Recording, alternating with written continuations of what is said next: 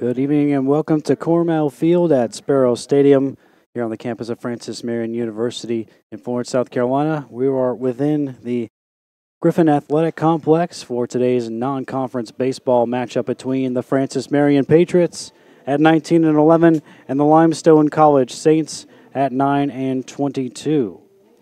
Rob Lau here with you this evening. Another beautiful evening, a little bit cooler than we had for the weekend series against Lader University. But once again, nothing but blue skies and sunshine here in the early evening hours. Lights are on here at Sparrow Stadium, but not completely necessary as of yet. They shortly will as the sun begins to set.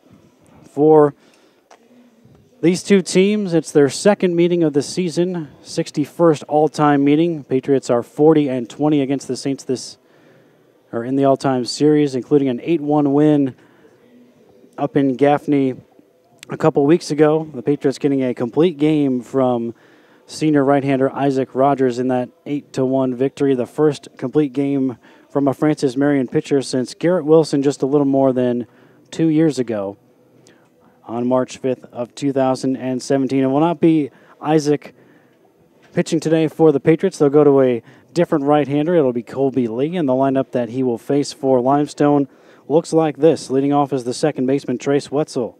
In right field and batting second, Brant Kronbach. Batting third and playing third base, Chase Allen. The DH will clean up, Matt Hildebrandt. At first base and batting fifth, Benjamin Huber. The left fielder, Alex Cornell, hits sixth. Catching and batting seventh, Ryan Williams. In center field and batting eighth, Josh Evans. And the shortstop, Channing Payton, will hit ninth today for Limestone. And on the hill for the Saints, it is southpaw Trey Huber. He has been exclusively a reliever up until this point in the season, a 2.89 ERA in 8 relief outings for Limestone. And their fourth-year head coach, Chris Wiley. For Francis Marion, wearing their red uniforms this evening. Leading off is the left fielder from right here in Florence, Will Hardy. In right field and batting second, Cole Hinnant. Batting third and playing center field, Gage Taylor.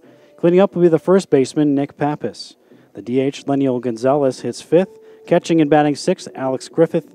Shortstop, C.J. Mackinson, hits seventh. Second baseman, Tanner Wakefield in the eighth spot. And batting ninth is third baseman, Fred Wadsworth, off of a 4 RBI game on Sunday in the victory over Lander University. And on the hill, junior right-hander Colby Lee, the transfer from the University of South Carolina. We'll now pause here as we are ready for the national anthem.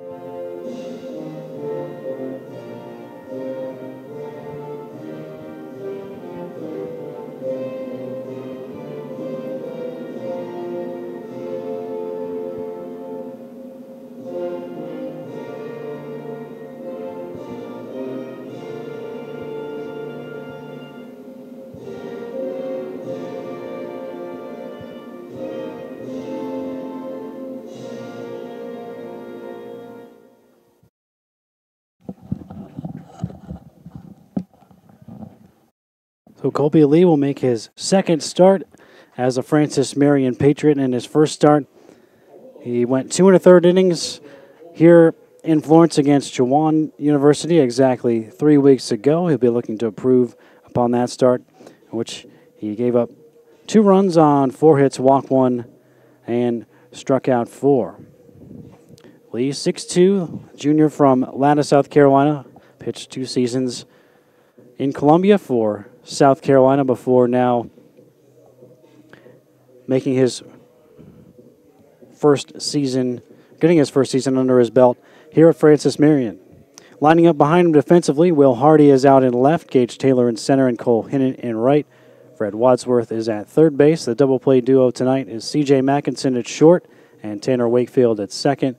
First baseman is Nick Pappas and the senior Alex Griffith behind the plate tonight for Francis Marion.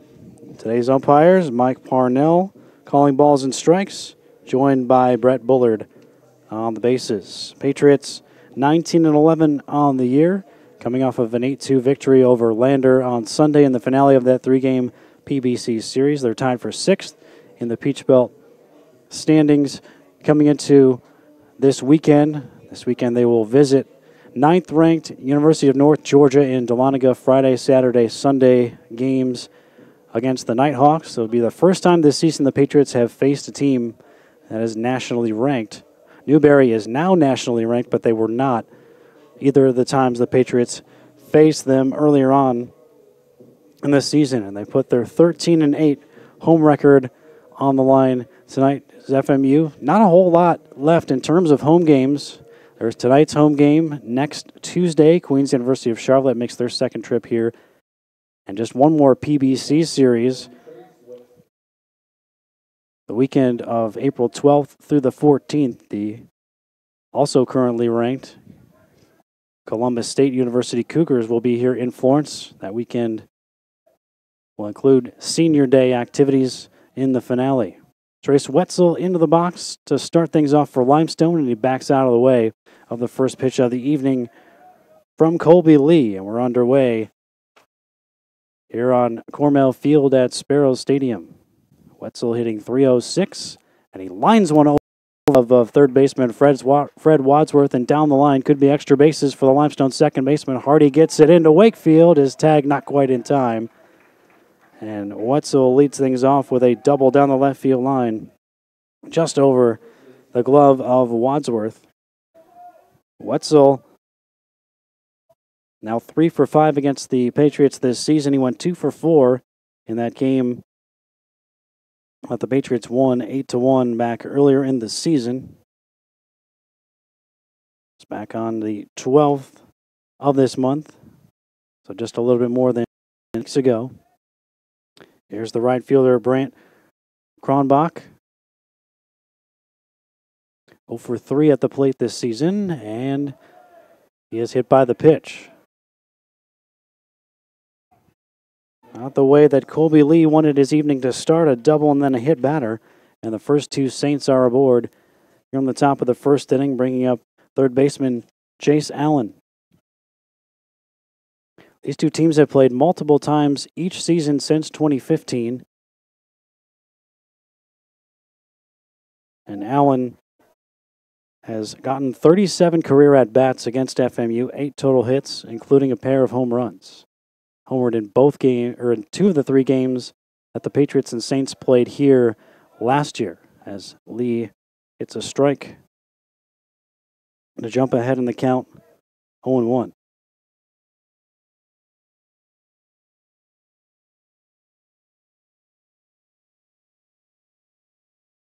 Fires one in the dirt, good block there by Griffith. Last year, Limestone won 2 of the 3 games here in Florence. 2017, each team won at home in their 2 meetings. And then in 2016, the Patriots opened up the season with a couple of wins here in Florence over the Saints. 1-1 to Allen. Drives it high in the air down the left field line. It's a long run for Hardy. He will stop a few feet from the line to make the catch. Allen, the leading home run hitter on the Saints, comes a little bit shy of his 9th there as he got a little bit under it. And it's the first out of the evening for Lee. I'll bring the designated hitter Matt Hildebrandt to the plate. .260 average on the season, 6 homers, 18 runs batted in. Limestone last in Conference Carolinas in batting average, on base, and runs per game, but they have the second most home runs. They have a lot of power in this lineup. Allen was the team leader with 8, Hildebrandt with 6 home runs. Alex Cornell in the 6th spot has 5 long balls this season. As Lee falls behind, the Patriots staff has been stingy in allowing homers. They've allowed 13 on the season, tied for the fewest in the Peach Belt. And that includes a 3-homer game by the Lander Bearcats over the weekend. Swing and a miss, good offering there by Lee, who pitched in one of the 3 games over the weekend against the Bearcats in the series opener on Friday. Gave up 3 runs across 2 2/3 innings. Did set a new high with FMU with 5 strikeouts. That one bounced in front of the plate, and it's going to go to the backstop. A wild pitch from Lee. It's going to get Wetzel to third, and Kronbach to second. Second and third with 1 out for Limestone as they look to take an early lead. The Patriots have been dominant in the first inning this season. They have outscored their opponents 39-9. But looking like Limestone, at the very least, has a great opportunity without even the benefit of another hit now here to at least get 1 to start off this evening's non-conference contest. Lee deals. And now falls behind 3 balls and a strike on Hildebrandt. This Patriots staff, second best ERA in the conference at 4.22. Second most strikeouts as well with 280. Averaging a better than a strikeout per inning, 9.3 strikeouts per 9 innings. They could really use one here. Here in this first inning. And they won't get it as Lee issues a walk to load the bases as Hildebrandt will take first base. And that'll bring the Patriots head coach Arden Abbott quickly out of his dugout. Good news from the softball side of things. FMU softball sweeping a non-conference doubleheader against Erskine. 11-9 and 4-3 wins over the Flying Fleet. In the first game, Caitlin Ellard tossing another complete game and getting her 15th win of the season. And Amy Hutchison going the distance for the red, white, and blue in Game 2, picking up her second win of the season. The Patriots softball team will return to Peach Belt Conference action this weekend as they visit Georgia College. Next, home doubleheader for the softball team a week from Saturday, April 6th. Flagler will be in town for a 1 o'clock twin bill. Hard to believe that is the next contest that will happen here at the Griffin Athletic Complex. There's been so many baseball and softball games for the first half of each of their seasons. But there won't be any home baseball or softball this weekend. There will be home tennis over on the Kasab courts. It's a line drive foul. April the 2nd, the next home game for the Patriot baseball team against Queens. Our next home conference series, as I mentioned, middle of April. It's going to be a while. Another quick strike on Benjamin Huber. So Lee, after the meeting with his head coach, comes out firing a couple of strikes to Benjamin Huber. He's hitting .217 on the season, was 0 for 3 in that game a couple weeks ago. Lee fires. Gets a call third on the outside corner. A 3-pitch strikeout for Colby Lee, much needed for the junior right-hander. And now the bases are loaded with 2 away. And the left fielder, Alex Cornell. .280 average, 5 homers and 12 runs batted in. A dangerous hitter, but very prone to the strikeout. 39 strikeouts and 107 at-bats so far this season. So well over a third of his at-bats have ended with a strikeout. And Lee just missed getting strike 1 on that particular occasion. Wetzel started the inning with a double. He's at third. Kronbach, who was hit by a pitch, is at second. And Hildebrandt drew a walk. He's over at first. Swing and a miss.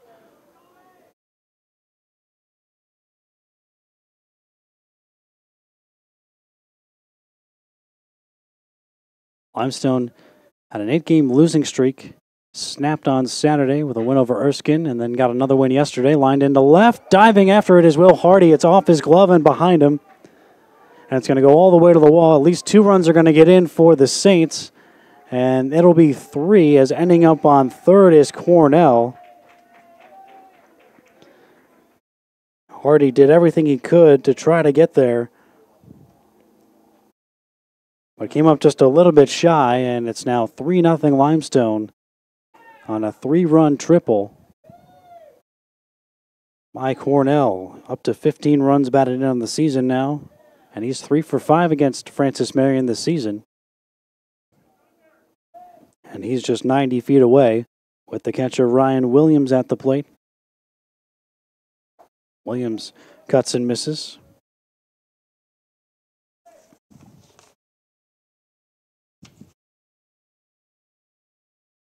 Oh for 17 at the plate this season. The Limestone catcher, junior out of Rich Square, North Carolina, did not play in that game earlier this season, but is 0 for 2 against the Patriots last year. Takes a strike.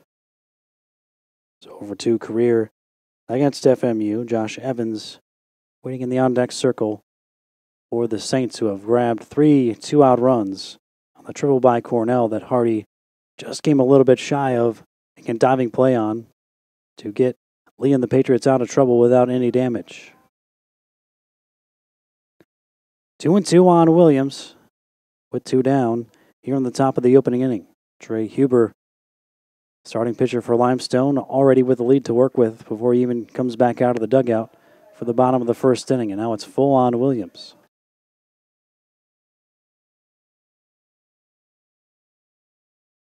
It is a fairly steady breeze that appears to be blowing out towards right, according to the American flag out there behind Cole Hinnant, beyond the wall in right field. This one's driven out into left center field, ranging over Will Hardy. He'll make the catch on this one, and the inning comes to an end, but not before 3 two-out runs come across for Limestone. Patriots with some work to do as they come to the plate in the bottom of the first after this quick timeout on the Patriot Sports Network.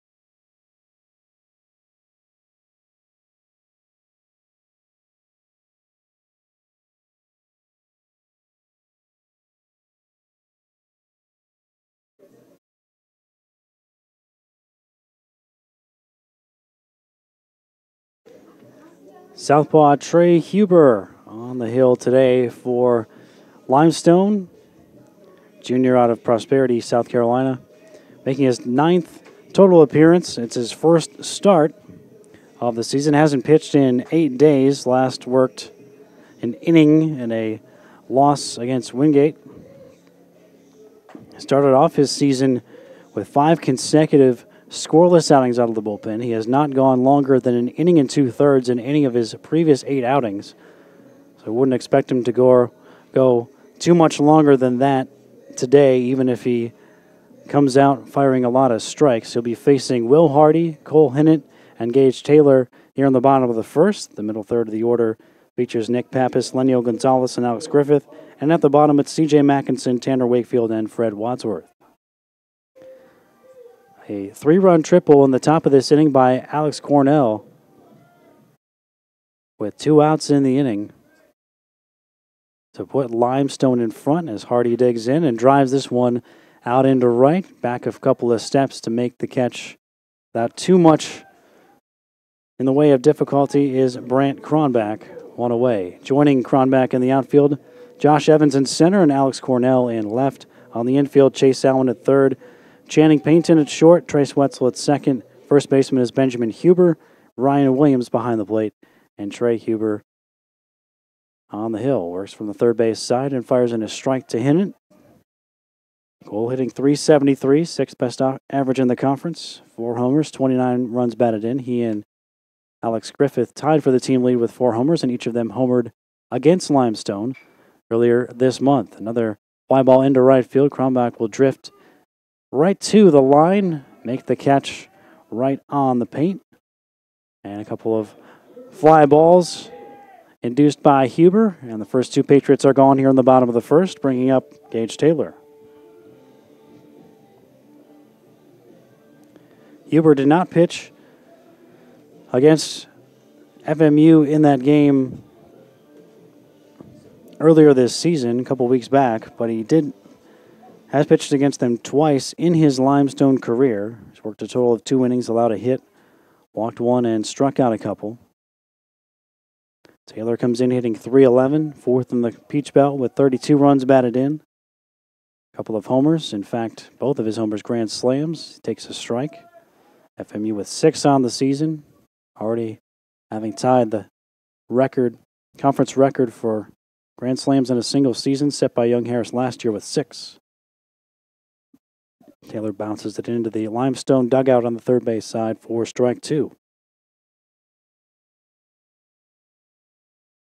0 for 4 for Taylor a couple weeks ago. And Gaffney was hit by a pitch and did steal the base in that game, and he lifts this one out into shallow left center just over the glove of Payton, the shortstop, and the Patriots have a 2-out knock. A single for Gage Taylor keeps the inning alive for the first baseman, Nick Pappas. As a team, Limestone carrying a .671 ERA into the evening. Opponents hitting .271 against the Saints staff. Huber is one of the most effective pitchers, starter, or relievers for Limestone, but he's only thrown a total of 9 1/3 innings. He's allowed 3 runs on 10 hits, walked 2, and struck out 6 prior to tonight. .289 ERA and no record. Entering the evening, ball and a strike now on Pappas, who is hitting .316, 1 homer, 25 runs batted in. The 1 home run was a walk-off home run, an extra inning victory over Flagler last month. Patriots won 2 out of 3 against Flagler in that series as Pappas is almost hit by that pitch. That could end up being huge as the Patriots are tied with Flagler for 6th in the conference standings heading into this weekend's PBC series. So huge for the Patriots to have the tiebreaker over the Saints. Those Saints, not these Saints. The Flagler Saints, not the Limestone Saints. As the Limestone Saints play in Conference Carolinas where they are 9th place at 5-10 in conference play. 3-1 on Pappas. Benjamin Huber holding with Gage Taylor as Trey Huber comes to the set, kicks and fires. Fouled off of, I think, the mask of the catcher, Williams, or maybe it was the umpire, Mike Parnell. Either way, it's a full count on Pappas, and with 2 down, Taylor will be off with the pitch over at first base. 1 hopper out to second. To his right, throw a little high from Wetzel, but it's in plenty of time to get Pappas, and the Patriots will strand the 2-out single by Gage Taylor. They trail Limestone 3-0 as we go to the second of the Patriot Sports Network.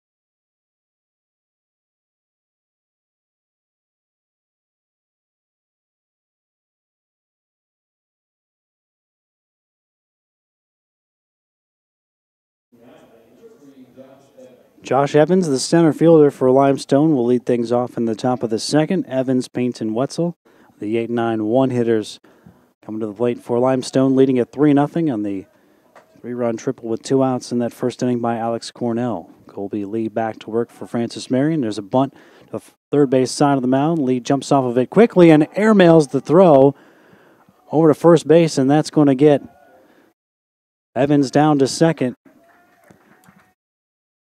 on a throwing error.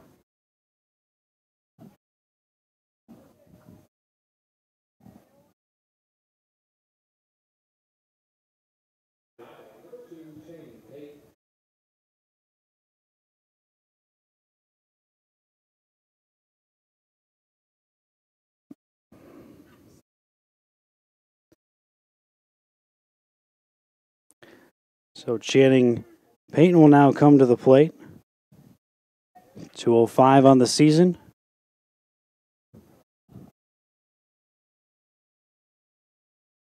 Breaking ball that almost got away for ball one. Had a duck under the pitch there.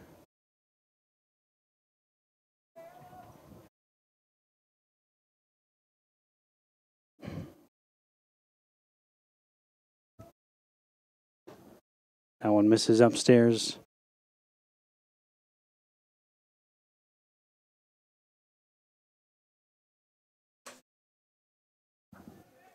Two balls, no strikes on Payton.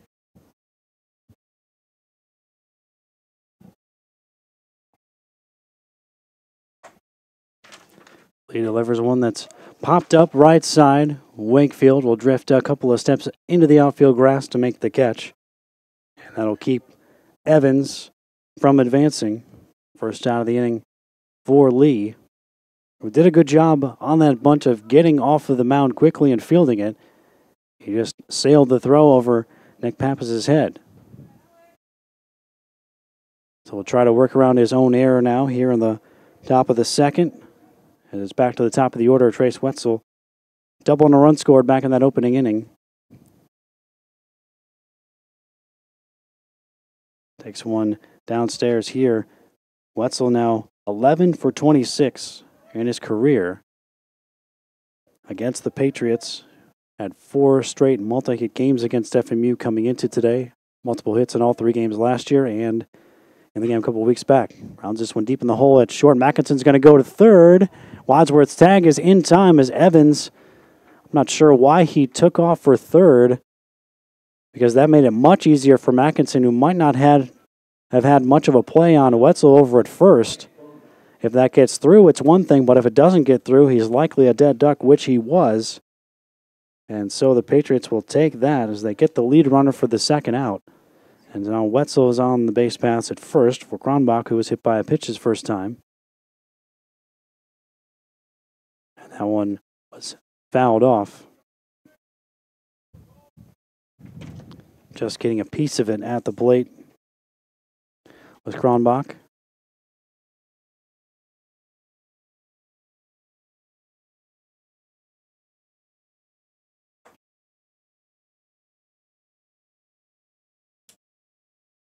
Lee deals a breaking ball that grabs the inside corner, buckled the knees of the Limestone right fielder there. He did not play in that game a couple weeks back between these two. This is his first ever game against Francis Marion. Pitch his way is low. Griffith firing down as the runner takes off. And Wakefield gets the tag down on Wetzel, but not in time. He steals his third base of this season. Not a whole lot of steals for Limestone. That's just their 12th in total this season. The Patriots are near the bottom of the Peach Belt in stolen bases because they don't run a lot either, but even they have nearly twice as many stolen bases as Limestone's team. They have a runner in scoring position with 2 outs, and now a 2-2 count on Brant Kronbach. Scored one of those 3 first-inning runs for Limestone after he was hit by a Colby Lee offering.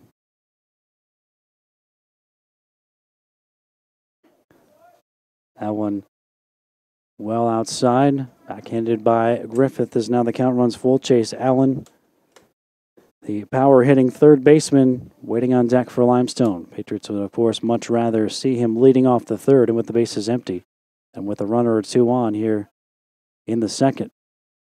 Lee's payoff. Got him to chase the elevated fastball. Second strikeout for Lee. And he will work around his error to post a 0 in the second after an inning and a half. Limestone 3, Francis Marion nothing on the Patriot Sports Network.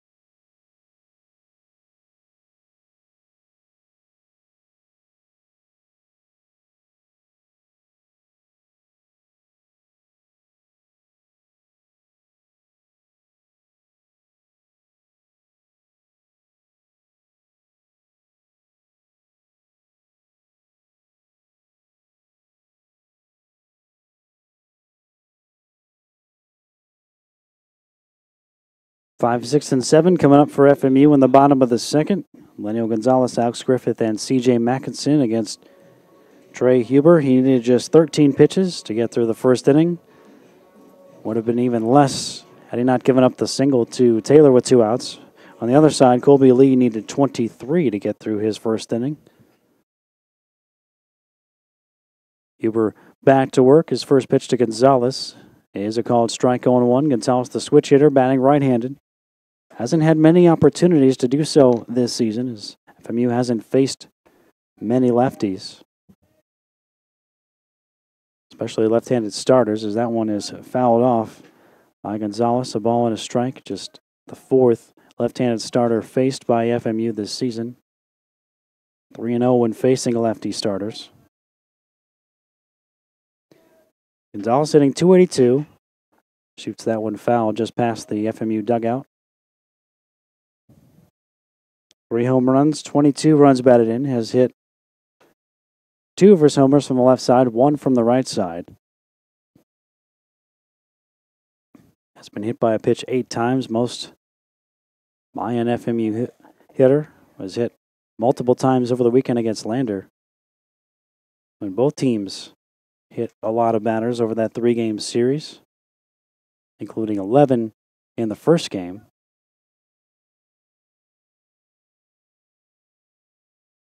Huber deals. Chop to the left side. Third baseman Allen has it. Plenty of time to get it over to first to retire Gonzalez. That brings up Alex Griffith. .287 average. Tied for the team lead with 4 homers. He's driven in 26, tied for 10th in the conference. And he comes in with the longest current hitting streak for FMU. He's hit safely in 8 in a row. The longest hitting streak by a Patriot this season, Will Hardy's 13-game run, which was snapped on Sunday. Breaking ball in there for a strike from Huber 0-1. Griffith 1 for 4 with a homer a couple weeks ago at Limestone. Checked his swing on another off-speed pitch, but let it go by. Last season against Limestone had a double in each of the 3 games. He is 5 for 15 against them in his 2 seasons with the red, white, and blue. 3 doubles and a homer. Rounds this one sharply back up the middle under the glove of Wetzel and out into center field. Second hit of the early going for the Patriots as Griffith quickly extends his hitting streak to 9 in a row. And FMU with a one-out base runner here in the second for the senior shortstop, C.J. Mackinson.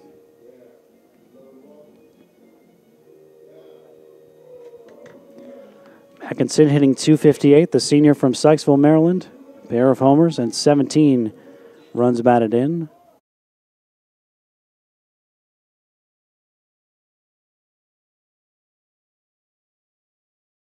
Strike one on Mackinson, who went 2 for 4 with a couple of singles.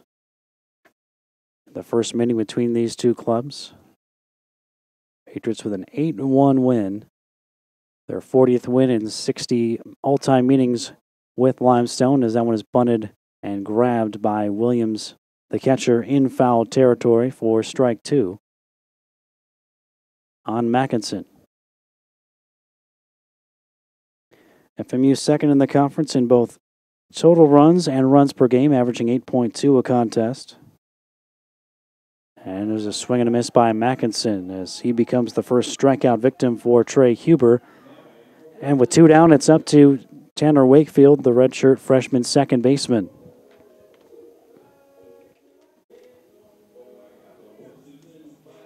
Mentioned it earlier, Huber had not gone beyond an inning and 2/3.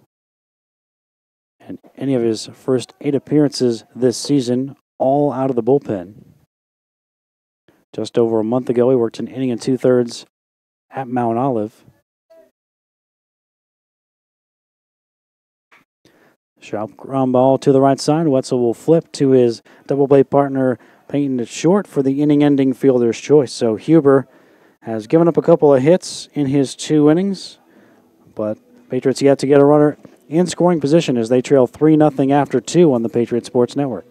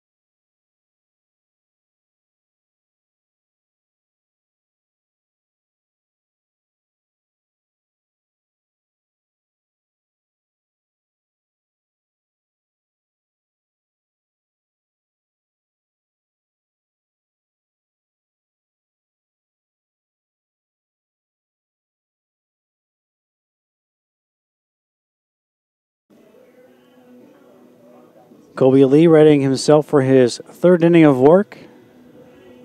He'll be facing Chase Allen, Matt Hildebrandt, and Benjamin Huber, the 3-4-5 hitters in the Limestone lineup for their 4th-year head coach.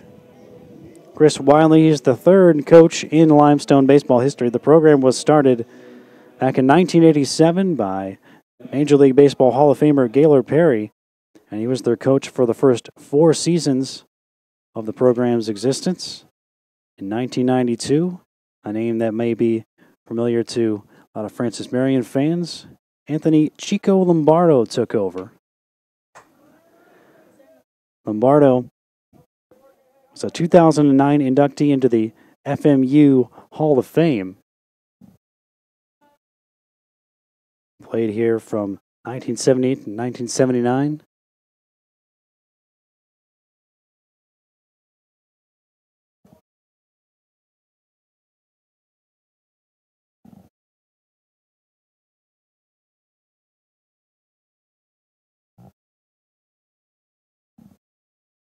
When 1 pitch is fouled off, a ball and 2 strikes.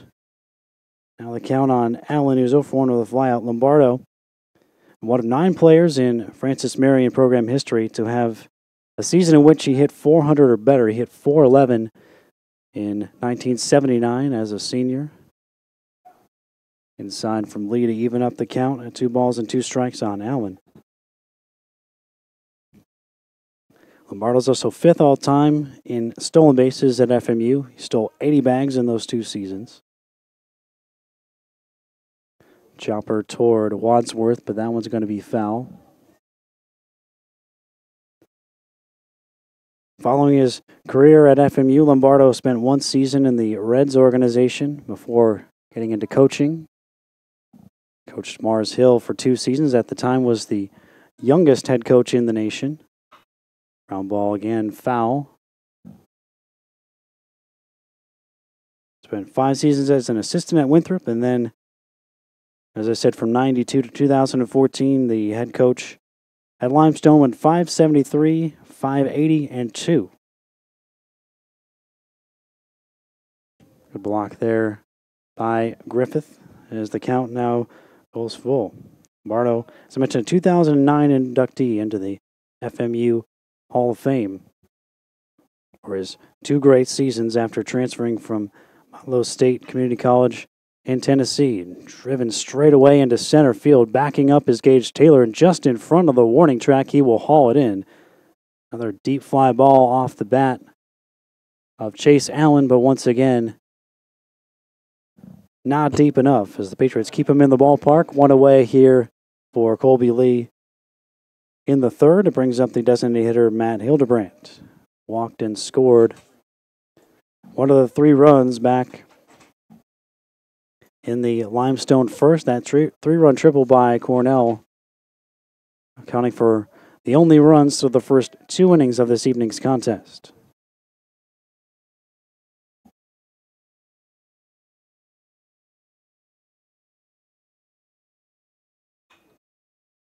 Popped up, foul ground, third base side. Wadsworth gives it a glance and watches it sail out of play. 246 team average, 334 on base percentage, 4.8 runs a game for this Limestone attack. Lee works off of the first base side of the rubber, and this another fly ball off of a Saints bat. Hinnant already playing pretty deep in right field. Did not have to move very much. Just had to wait a while for it to come down. It eventually did for the second out, and it's up to Benjamin Huber. So nice couple of quick outs for Lee to begin his 3rd inning.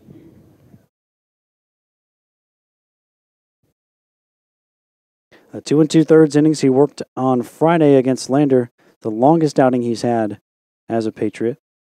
So needs just 1 out more to extend that mark, and he fires in a bender for a strike on Huber, who he struck out looking back in the 1st inning. 1 of 2 strikeouts so far for Lee, 1 looking and 1 swinging. Patriots staff averaging better than a K per inning, as I mentioned earlier.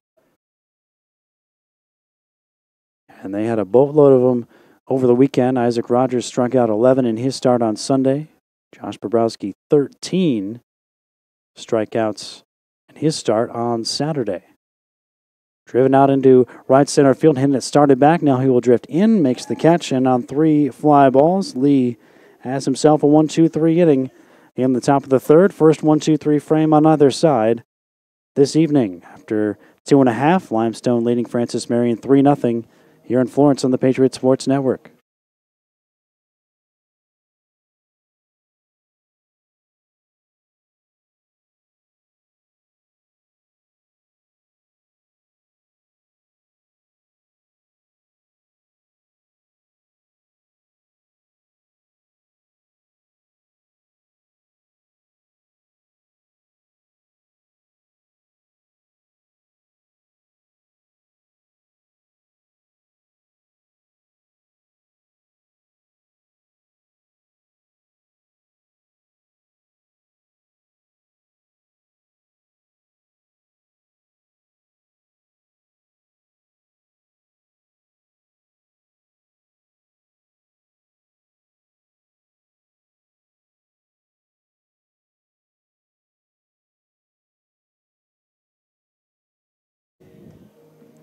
Fred Wadsworth will lead off for FMU when we get to the bottom of the 3rd inning here. Francis Marion University Athletics would like to thank the following sponsors: Adidas, Circle Park Behavioral Health Services, Domino's, McLeod Regional Medical Center, Carolinas Hospital System, Ken Jackson and RE/MAX Professionals, Pepsi, McDonald's, Rains Hospitality, including Fairfield Inn, Spring Hill Suites, and Courtyard by Marriott, Mike Rickenbach for Lincoln Mercury, South Carolina Education Lottery, King Cadillac Buick GMC, McLeod Sports Medicine, the Counseling Center of Florence, Chick-fil-A, State Farm and Agent Jim Stewart, Quincy's Steakhouse, Little Caesars, La Quinta Inn and Suites, KFC, Arby's, Julia Bell's Restaurant, PD Electric Cooperative, Sparrow and Kennedy Tractor Supply, Western Sizzlin' Steakhouse, State Credit Union, and Zaxby's.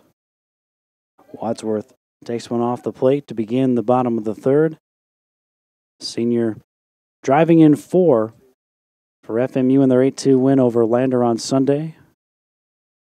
His top offensive performance since transferring from Lenore Rhine, flies this one into shallow left center. Pretty easy play there for Cornell for out number 1. Back to the top of the order. Freshman left fielder Will Hardy. 0 for 1 with a fly ball to right, his first time up. And there's the day with the longest on-base streak for FMU. 14 in a row. He had that 13-game hitting streak snapped on Sunday, but he did walk to continue the on-base streak. The longest on-base streak by a Patriot this season was a 17-game run put together by C.J. Mackinson. Oh, but Hardy's 14-gamer, the longest current run. 1-0 his way, catches the corner. Hardy hitting .361 at the start of play today, 9th in the Peach Belt Conference. Rips this one into right field, but right at the right fielder Kronbach. 2 down, and the Patriot third, and now Cole Hinnant. So Huber is looking to match the 1-2-3 inning of Colby Lee from the top of this inning here in the bottom of the inning with 3 balls in the air. And that's how Lee navigated the top of this inning. With 2 outs, Cole Hinnant digs in. Takes one down near his back foot. 0 for 1 with a fly ball so far tonight.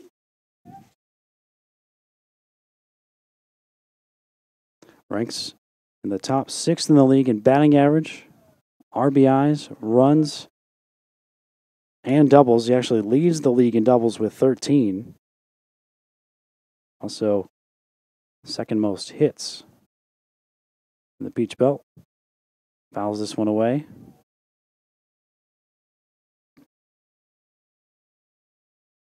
Only Gage Taylor has scored more often than Hinnant for FMU this season. Taylor has scored 34 times, third most in the conference. Hinnant 32, tied for 4th. Waiting on the 1-2 pitch from Trey Huber. Down and away. Huber has given up a couple of hits so far, 1 to Taylor, 1 to Griffith, a couple of singles. But FMU has not put a runner into scoring position as of yet. Sweeping breaking ball never came around to the outside corner from Trey Huber, who has his longest outing of the season already. Even if he does not get any more outs. In fact, he's already an inning past the longest outing of his season. He is still in search of that 1-2-3 inning as Hinnant draws a 2-out walk to keep the inning alive for Taylor. Patriots enter the day tied for the most walks drawn in the conference with 147. Flagler and USC Aiken had drawn the same number. First one drawn by FMU today as Taylor is almost hit by that first pitch. 1 for 1 with a single.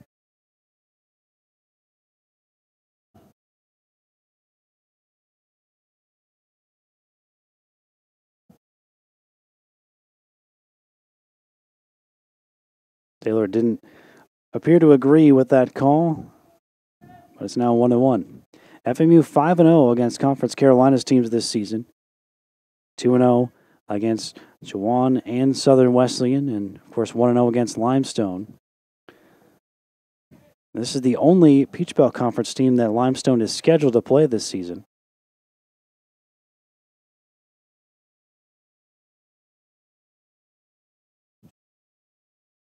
2-1 to Taylor. All three. I do have a few common opponents. The team that Limestone beat last night, Queens.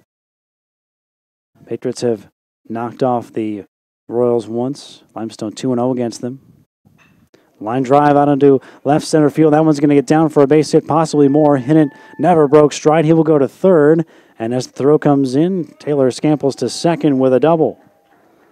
So the Patriots hadn't gotten a runner into scoring position in the first 2 innings and looked like they were possibly on the verge of going down in order in this inning after Huber retired the first 2 quickly. But a walk to Hinnant and now a Gage Taylor hustle double.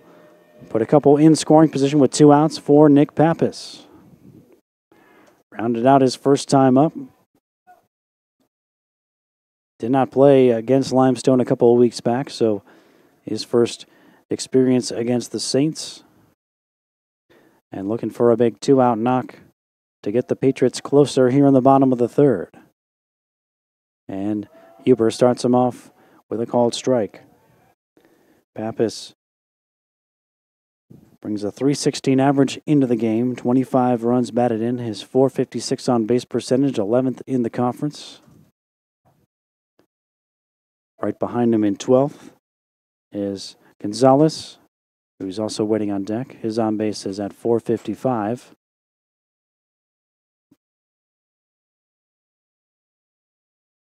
Williams sets up away. Huber deals, catches the inner part of the plate. Didn't hit his spot, but he got a called strike. 1-2 on Pappas. Hinnant coming down the line and foul ground at third. Taylor can get a pretty sizable lead out there at second. Line drive right back up the middle. That's a base hit for Pappas. Hinnant will score. It's bobbled momentarily out there by Evans, but Taylor was going to score anyway. And Pappas does come through with a 2-out, 2-run single back into center field for Francis Marion. RBIs number 26 and 27 for the junior. And FMU is within a run at 3-2. All this with 2 outs. And the Patriots went from looking like they were going to take a 3-run deficit into the fourth to all of a sudden having the tying run at first base with one of their top power hitters, Lenio Gonzalez, at the dish. Gonzalez sends one the other way. That one's going to get through the right side for a base hit. Pappas will stop at second. The right fielder bobbled it for a moment, but Pappas had already stopped. And so that bobble, like the one before it by the center fielder Evans, does not end up hurting Limestone. But 4 straight have reached now with 3 consecutive hits for the Patriots after the walk to Hinnant got it started. And now FMU with 2 on, 2 out, and Alex Griffith coming to the plate.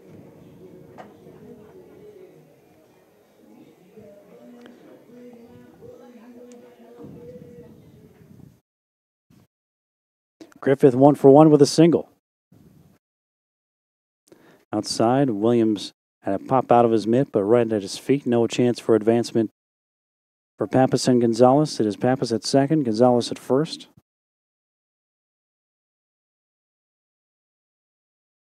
Walk, double, single, single for the Patriots in this inning. The 2-run single by Pappas, getting FMU on the board for the first time this evening.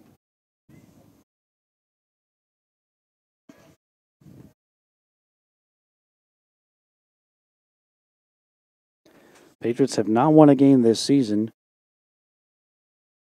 when the opponent has scored in the first inning, 0-4, and 3-7 when the opponent scores first overall.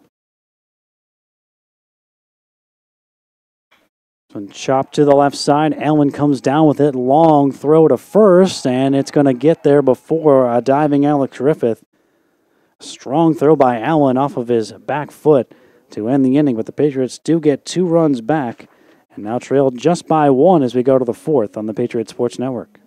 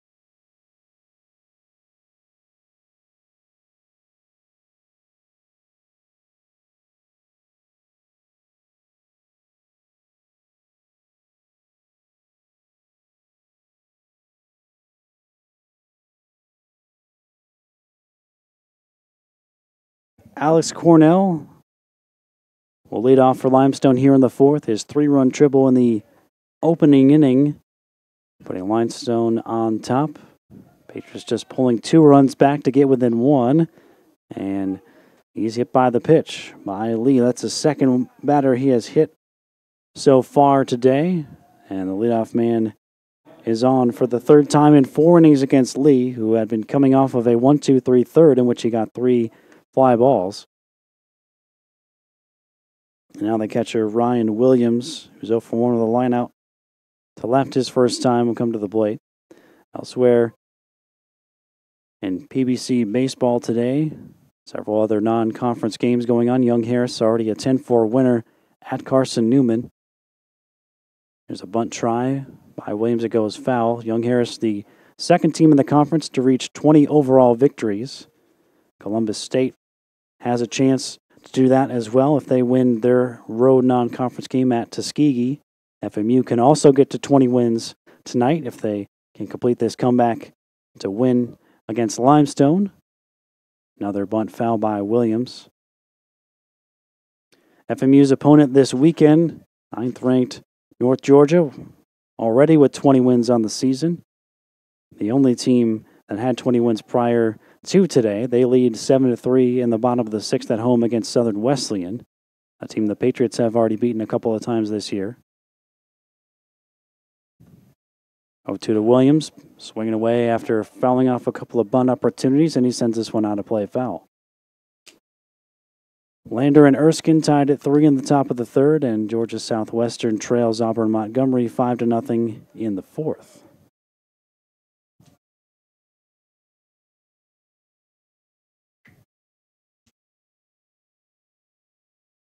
Williams now 0 for 18 at the plate this year.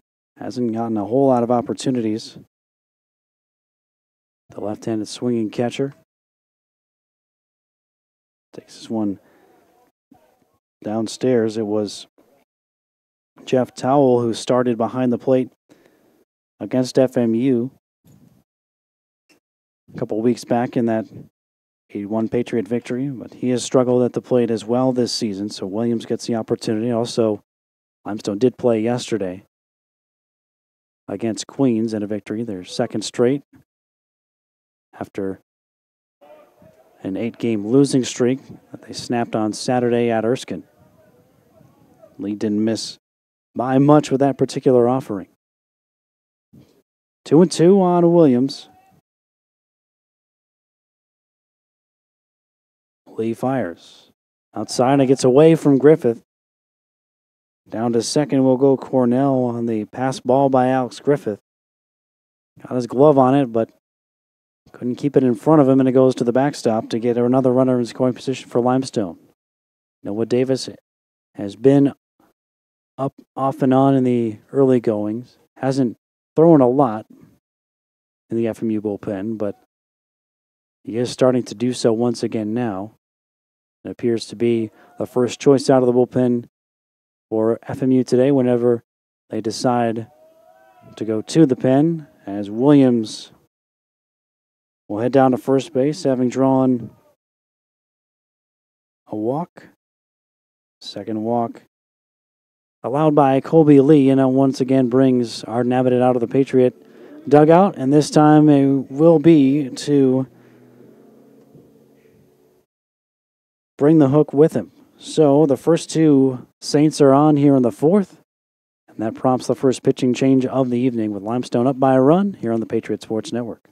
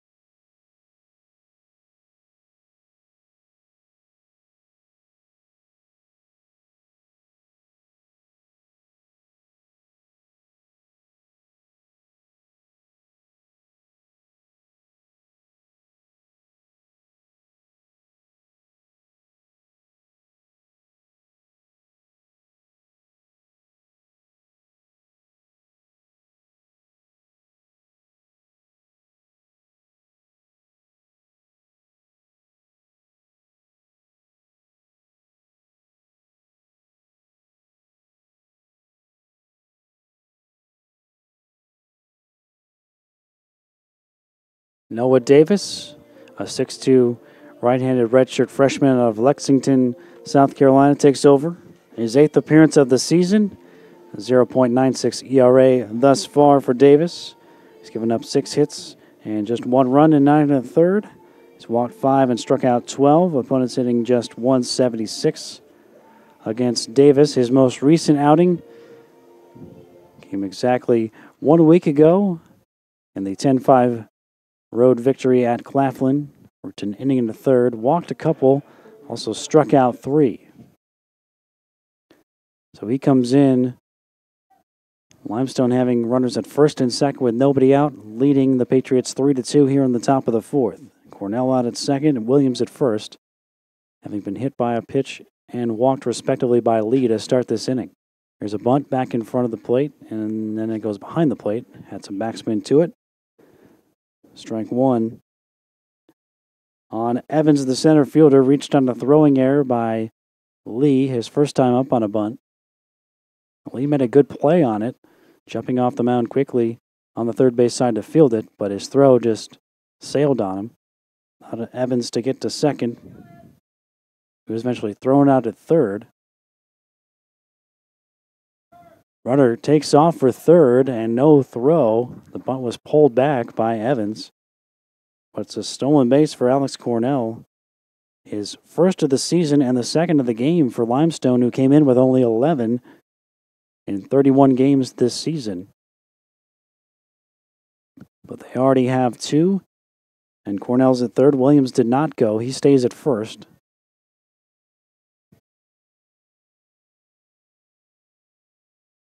Davis kicks and fires. Misses down and away. 2 balls and a strike on Evans. Came into the evening with a .256 average, a homer, and 4 runs batted in.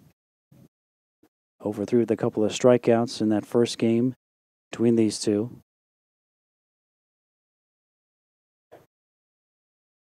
That one misses as well from Davis. So after the fouled off bunt attempt to start the at-bat, 3 straight out of the zone from Davis. Limestone looking to get some of that cushion back after giving up 2 last inning. Ground ball to left side, past Wadsworth into left field, a base hit for Evans. In to score comes Cornell.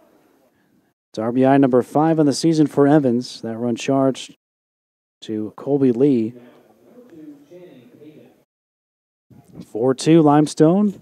And now Channing Payton, the shortstop, who's 0 for 1 with a pop-up to the plate for the Saints. Still nobody out in the inning. Williams at second and Evans over at first. And already again some stirring, although no one throwing as of yet in the Francis Marion pen. They throw back behind the runner at second. Atkinson's tag won't be in time.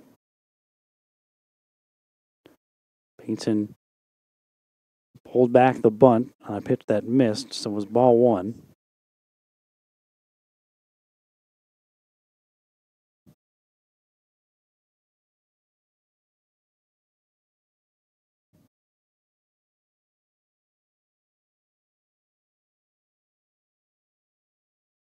This bunt is popped up.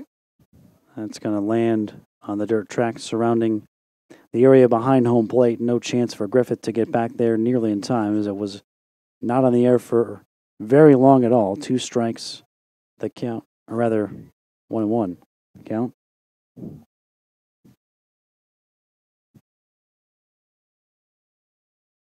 Top of the order, and Trace Wetzel waiting on deck for Limestone. Payton again showing bunt. Gets it down first base side, and it will spin just foul. Some confusion on the base runners there. Runner from second took off for third. The runner from first was indecisive. And the batter, Payton, of course, took off. But Pappas picked it up in foul ground for strike 2.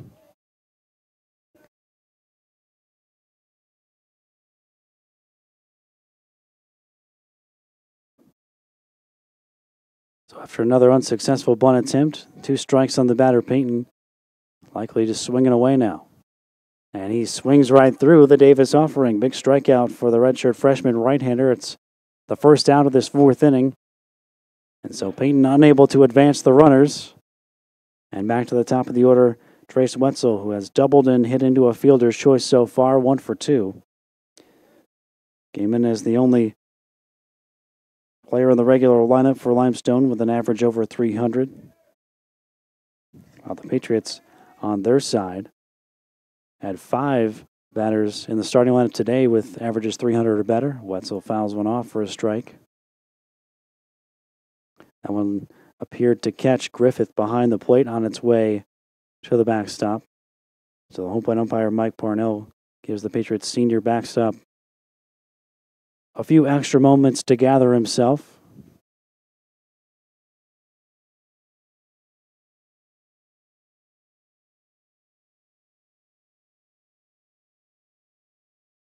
Williams at second, Evans at first for Limestone. A run in here in this 4th inning. Hitting at 4-2. Led since the top of the 1st. Wetzel does not like the strike call that Davis got there. He falls in an 0-2 hole.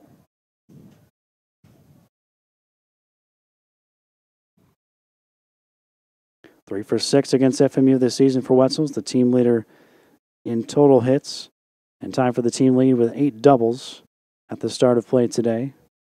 A couple of home runs. He's driven in 10. And Davis gets him looking. Another strikeout for Noah Davis, as he went back to a very similar spot that he got the second strike call, and then he got another one called to ring up the Limestone second baseman for the second out. And it'll now be up to the right fielder, Brant Kronbach, who has yet to put the ball in play today. He was hit by a pitchback in the first and then struck out in the second. Both of those plate appearances came against the starter, Colby Lee, who went 3 innings plus 2 batters. This one is rolled to second. Flipping to Mackinson is Wakefield for the inning-ending fielder's choice. And the Saints will have to settle for 1. Their lead is now 2 at 4-2, middle of the 4th on the Patriot Sports Network.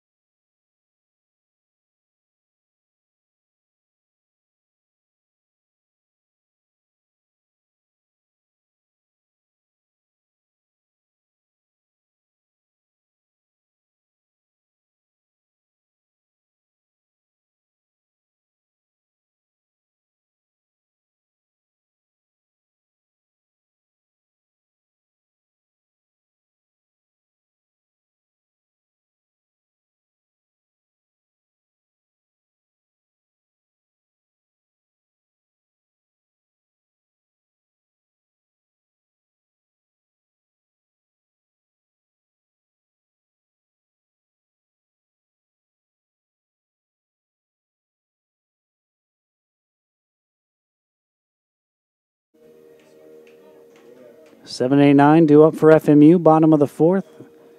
Trailing by a couple. 3 in the first, 1 in the 4th for Limestone. Both the Patriot runs coming last inning in the 3rd on a Nick Pappas 2-run single. Trey Huber back to work. His first pitch to C.J. Mackinson misses. Mackinson 0 for 1 with a strikeout his first time. That is the lone strikeout so far for Huber, who has worked a season-high 3 innings in what is his first start for Limestone this year. Ground ball to the left side. Shortstop Payton Long throw, but he gets his shortstop counterpart Mackinson by a step or so over at first to begin the inning.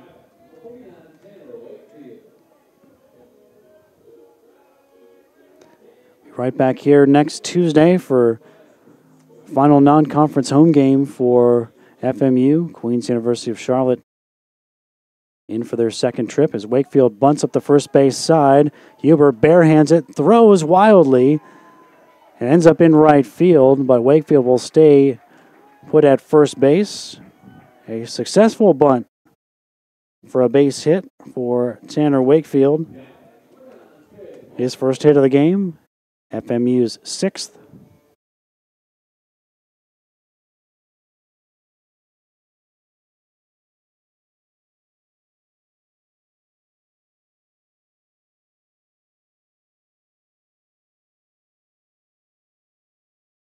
Now Fred Wadsworth with one on and one out. Wadsworth comes up empty. He's 0-for-1 with a fly ball his first time up. The game against Lander on Sunday came with the bases loaded and 2 outs in the second and cleared the bases with a double. First extra base hit with FMU. Later drove in a 4th run with a sacrifice fly.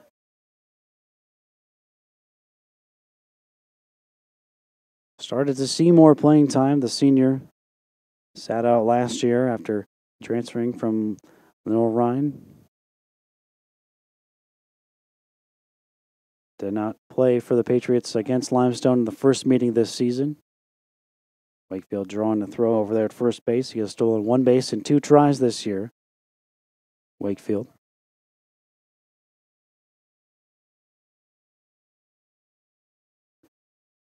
And Wadsworth takes a called third strike.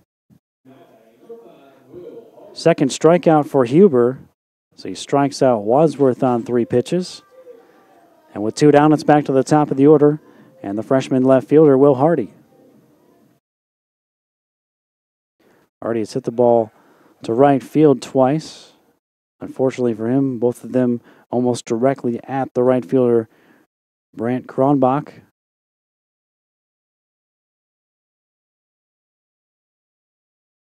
Takes it high and tight.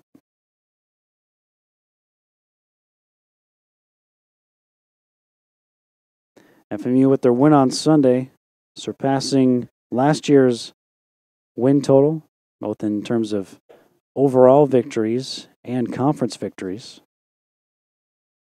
19 overall wins, 19-11, and 10-8 in the Peach Belt. Still with 4 conference series left, and 3 of them will be on the road, including back-to-back weekends at North Georgia and at UNC Pembroke, before coming here to face Columbus State at home. And then they'll end the regular season with a 3-game series at Georgia Southwestern. 2-1 to Hardy. Towering fly down the right field line. Long run for each of the Saints in pursuit, and both of them will run out of room. Second baseman Wetzel and the right fielder Kronbach were coming over, but ended up underneath the picnic pavilion down the right field line. 2 balls and 2 strikes on Hardy.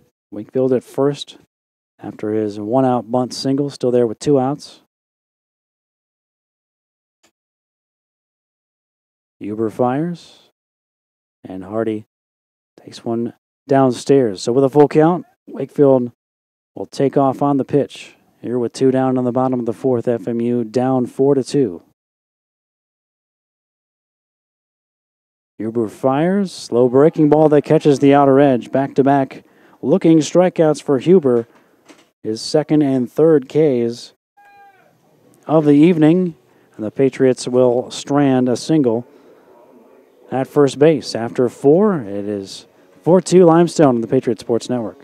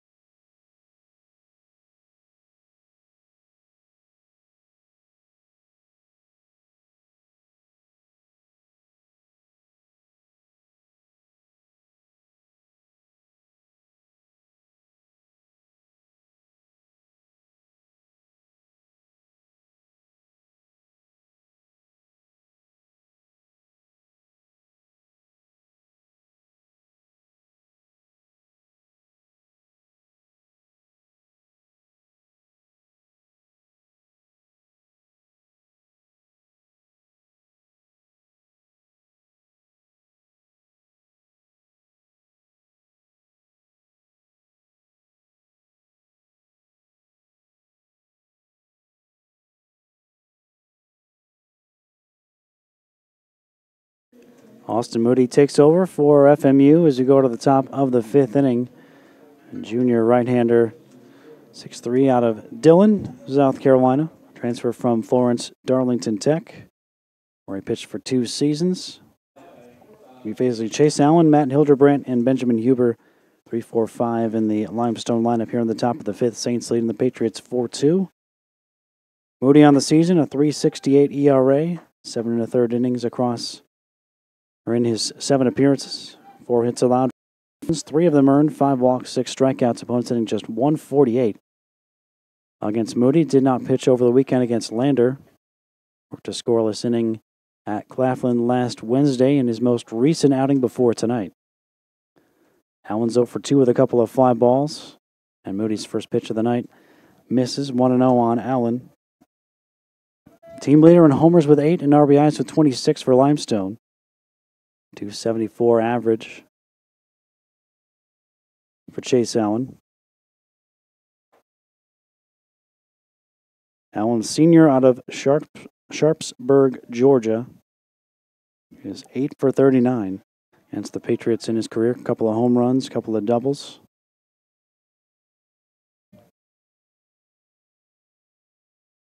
Takes a strike here from Moody.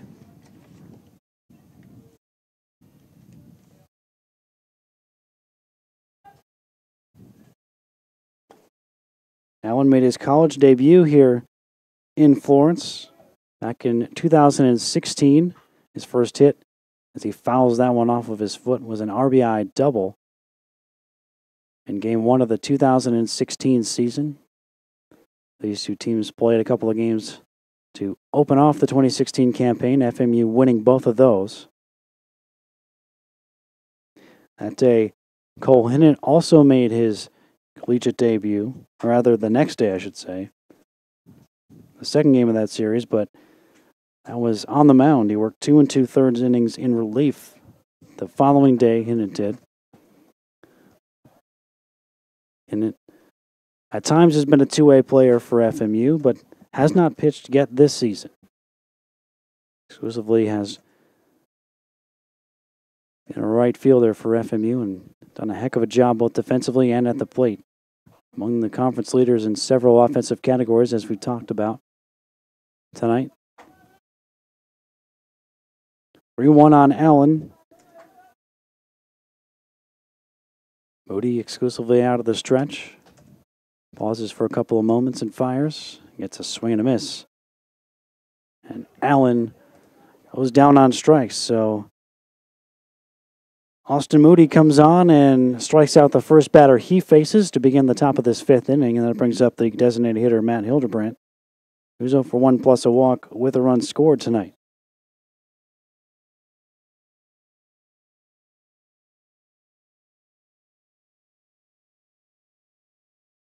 Hildebrandt Jr. from Canada. Bowmanville, Ontario, Canada to be exact. Moody gets ahead of him with a called strike. Sun is now completely gone from the field of play. Still shining a little bit on some of the trees well beyond the outfield walls. Strike 2. That 3-run triple by Cornell still holding up as the difference. Will Hardy made a diving attempt after it. Couldn't quite come up with it, and it got by him and allowed Limestone to score 3 of their 4 runs. The only other run came in the 4th on an RBI single by Josh Evans. Patriots got their 2 runs in the bottom of the 3rd on a Nick Pappas 2-out, 2-run single back up the middle. Moody ahead 1-2 on the left-handed swinger Matt Hildebrandt.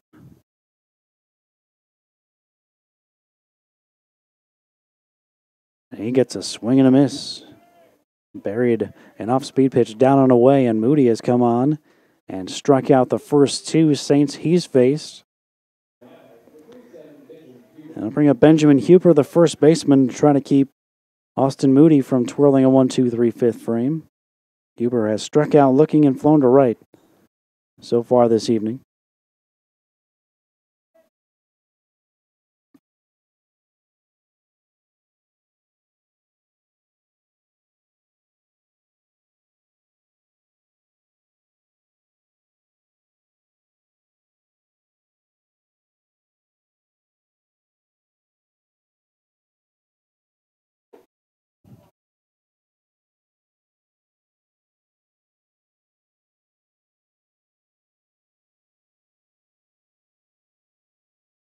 Huber, a freshman out of Pendleton, South Carolina. Not related to Trey Huber, the starting pitcher for Limestone tonight, who has scattered 6 hits through 4 innings and held the Patriots to 2 runs, although they've had at least 1 base runner and at least 1 hit in each of their first 4 innings against the Southpaw. Moody trying to strike out the side here in the 5th. He's already gotten Allen and Hildebrandt to go down swinging, and he is ahead of Huber, 1 ball and 2 strikes.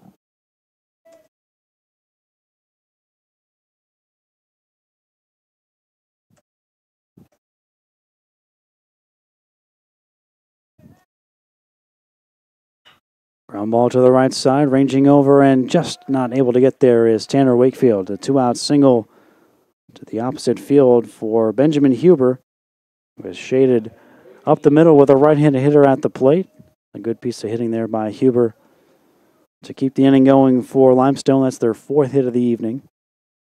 So far for FMU, Colby Lee went 3 innings plus a couple of batters, gave up 4 runs, I should say, on 2 hits with 2 walks and a couple of strikeouts.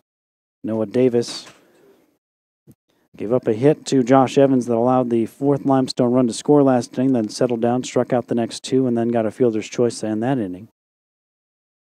This one's bounced foul for a strike by Cornell. And now Moody, the 5th FMU pitcher, or the 3rd FMU pitcher here in the 5th.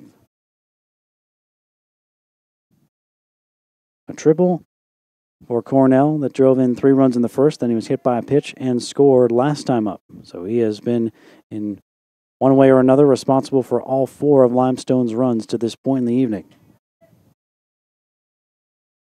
15 runs batted in now for the season for Cornell.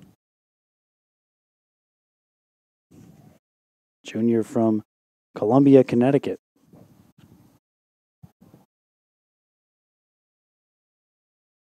Two balls and a strike. Moody trying to work around the 2-out single to Benjamin Huber. When we get to the bottom of the 5th inning, the Patriots will have the 2, 3, 4 hitters in their lineup due up. Cole Hinnant, Gage Taylor, and Nick Pappas. That part of the order was responsible for getting their 2 runs against Huber back in the 3rd. No one throwing right now in the Limestone bullpen, so it appears the Southpaw will come back out for another inning of work when we get to the bottom half of this 5th inning.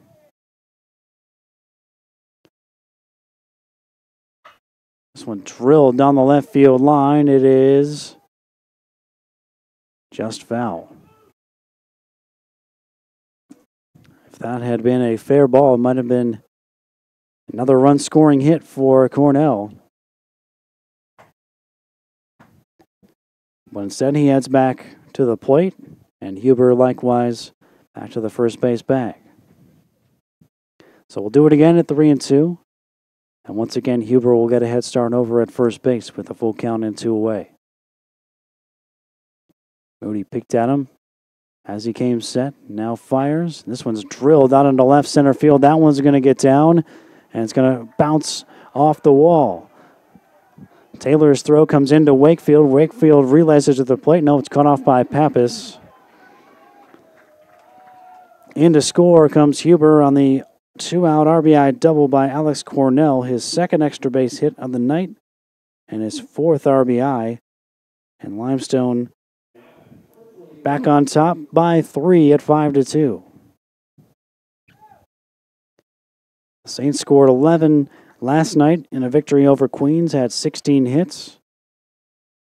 And that's already their 5th hit of this game to go with a couple of walks and a couple hit batters as well.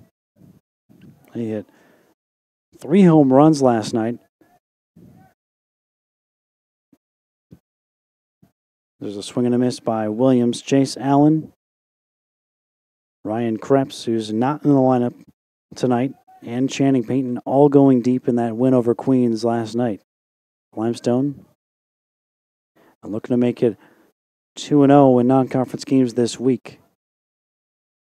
leading by 3 here in Florence. And Cornell in scoring position with 2 outs. Williams has lined out and walked so far. Comes up empty with that swing. Moody ahead in the count, no balls and 2 strikes. Started the inning with back-to-back strikeouts, but a single through the right side by Huber and the double to left center by Cornell have led to a 2-out Limestone run.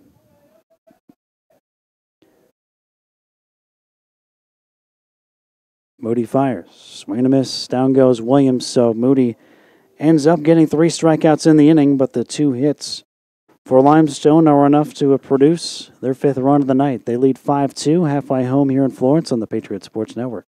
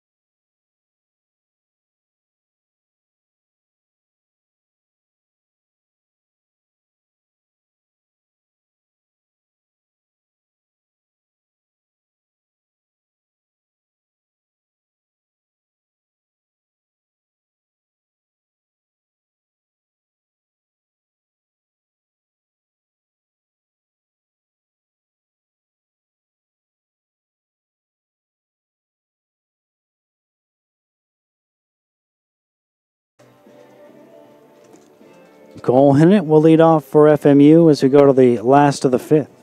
Limestone 5, Francis Marion 2. Hinnant started a 2-out rally for the Patriots back in the 3rd, in which they got their only 2 runs so far this evening. He drew a 2-out walk from Trey Huber. Gage Taylor then followed with a double, and then Pappas, due up 3rd in the inning, singled back into center field to bring in both Hinnant and Taylor. At the time, it got FMU back within 1 at 3-2, but Limestone has stretched the lead back to 3 with single runs in the 4th and the 5th. Huber's first pitch to Hinnant catches the outer edge. 4 strike. Hinnant 0 for 1 with that walk. Also has a fly ball. He scored for the 33rd time this season. Fouls that one off. Hinnant, the senior from Clayton, North Carolina, as I mentioned, made his collegiate debut against Limestone, but that was on the hill in relief, January 31st, 2016. Takes one wide there from Huber.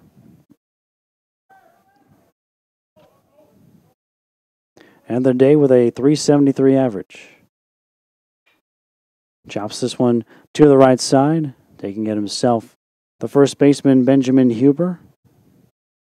And Hinnant is out to begin the bottom of the 5th, bringing up Gage Taylor.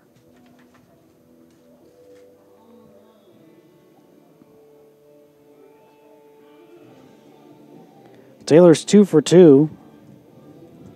Single and a double. He has scored once.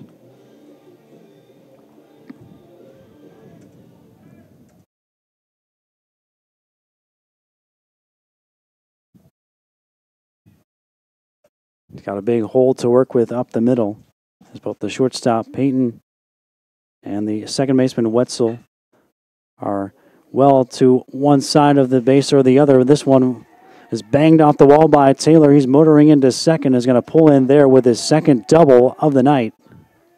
So the positioning of the infielders did not matter in the least there for Taylor,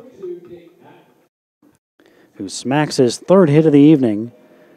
1-out double brings Nick Pappas to the plate with a runner in scoring position for the 2nd consecutive time. He drove in 2 with a single last time up. Now with 27 runs batted in, a junior in his first season with FMU. Huber fires in a strike.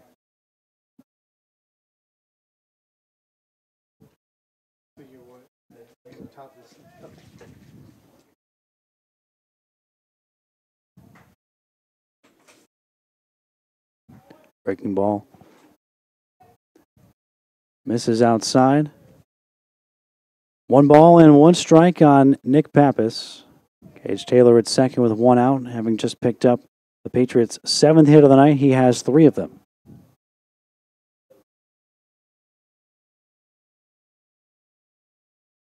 Called a strike, 1 and 2.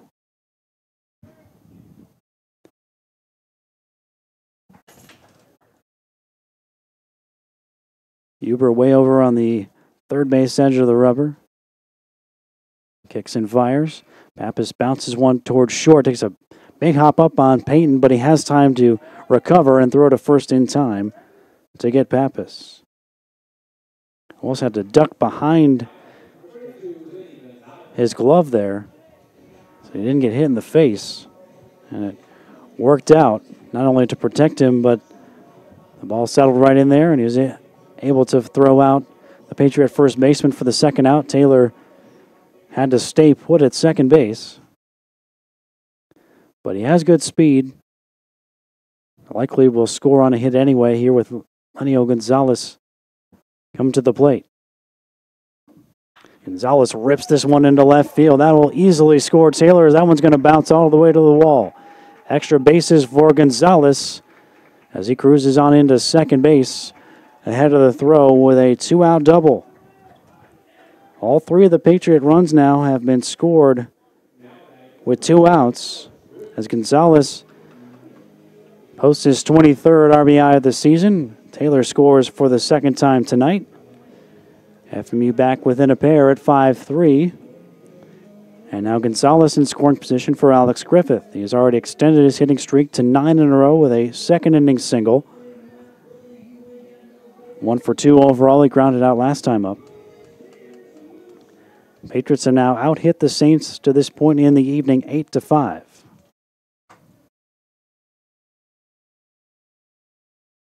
Griffith takes a called strike. Patriots are 16-1 when they out-hit their opponents this season. So that a good sign that the Patriots may come back and win this one as Griffith fouls it off for strike 2. Griffith, one of 2 Patriots who went deep when these 2 teams played a couple weeks ago. Cole Hinnant being the other. Those 2 tied for the FMU team lead with 4 home runs apiece.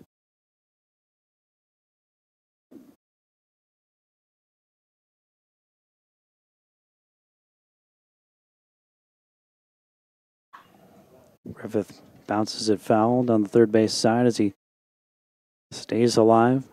Still no one really actively throwing in the Limestone bullpen, just kind of spectating, although a couple of Saints are standing up over there, just kind of milling about. But Huber appears to be in control at this point, at least to get through this 5th inning before Limestone thinks about going into the bullpen. FMU has a right-hander throwing down the right field line, as it appears one inning may be all that Austin Moody is asked to pitch tonight. FMU's gotten 3 innings from Colby Lee and 1 apiece from Noah Davis and Moody. So the count now evens up on Griffith at 2 balls and 2 strikes. Griffith transfer from the University of Pittsburgh, senior out of Bristol, Virginia. Looking to come up with another 2-out hit to get the Patriots within 1. All 3 of their runs to this point have come with 2 outs. A 2-out, 2-run single in the third by Pappas. And the 2-out RBI double moments ago by Gonzalez, who stands over at second base, edging off. Another foul off the bat of Griffith. Ricochets into the Limestone dugout.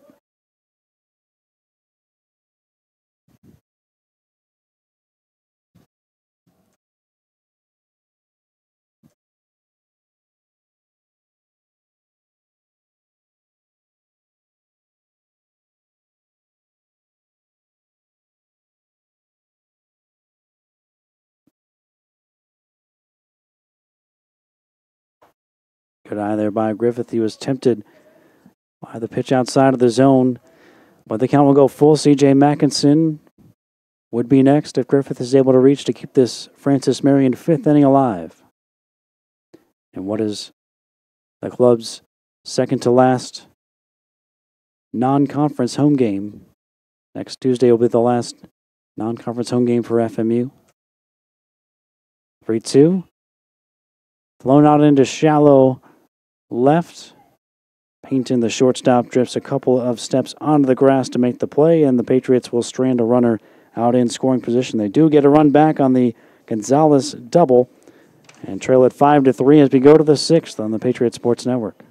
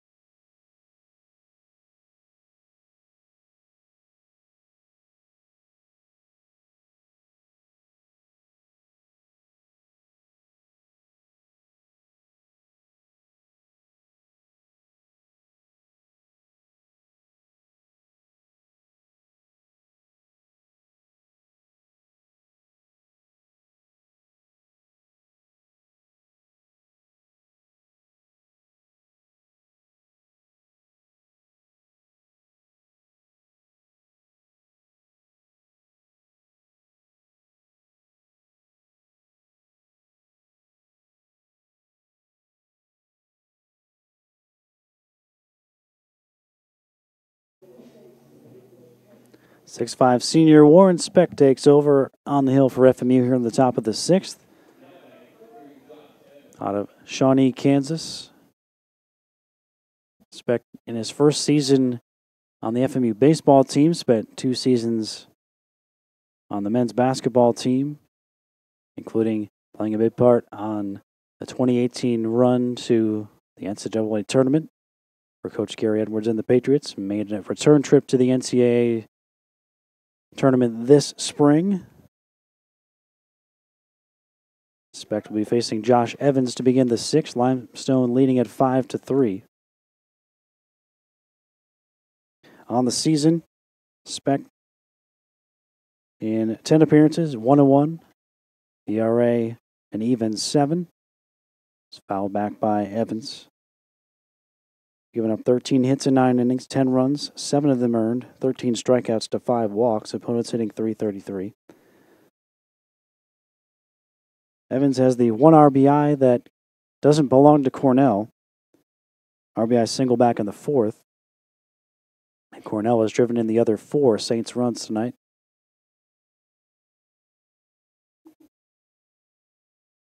Evans has been on twice, reached on an error his first time up before that single in his last trip to the plate.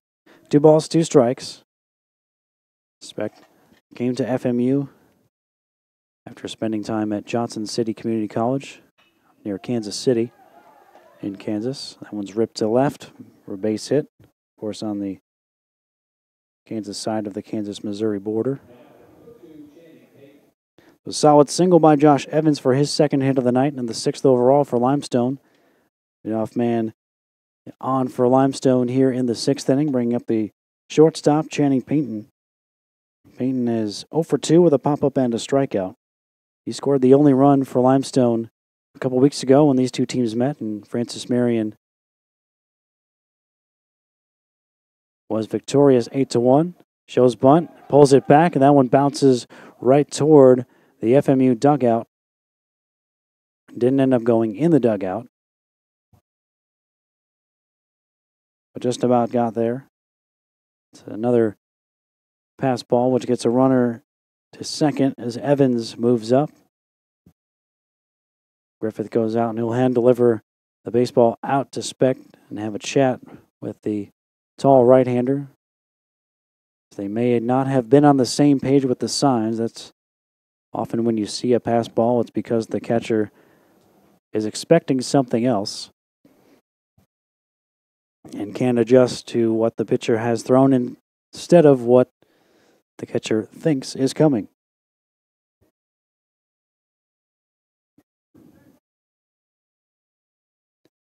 Payton hitting .205 for the year. And Speck misses a little down.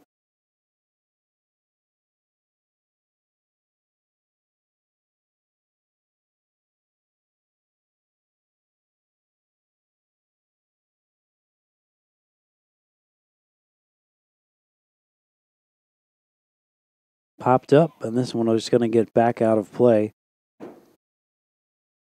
Begs off of the roof of the press box. Strike one on Channing Payton. Payton, a senior out of Marietta, Georgia.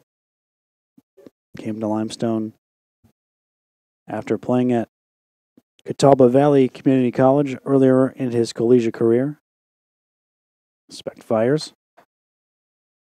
Threw it right by him. 2 balls and 2 strikes. So far, the Patriots staff has recorded 7 strikeouts through 5 innings.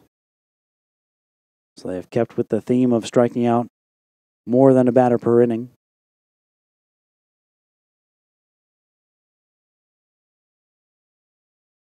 And Speck himself came in with better than a strikeout per inning average this season. It's one bounce back just over his glove. Wakefield is there behind him. Payton is retired. Over to third goes Evans there now with 1 out. Back to the top of the order, Trace Wetzel. Not going to see many balls bounce over Speck's head at 6'5", but that one just snuck over.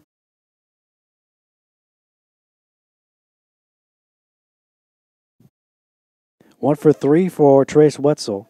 Doubled and scored back in the opening inning. Fielder's choice at a strikeout in his 2 at-bats since. The junior out of Gilbert, South Carolina, and now Griffith going back to the mound with Speck and the home plate umpire Mike Parnell.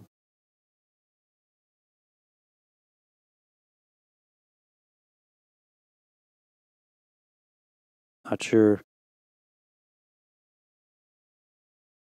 why the umpire came out as a part of that discussion. It's unusual.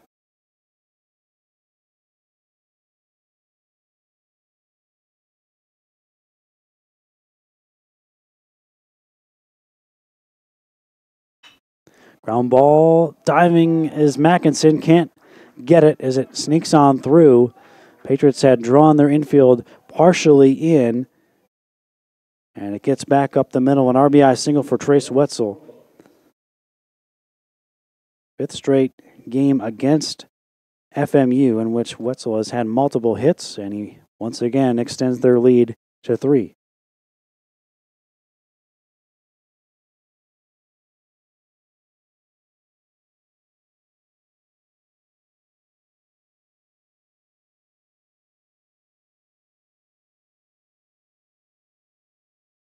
All in the dirt, caught Griffith. The runner took off.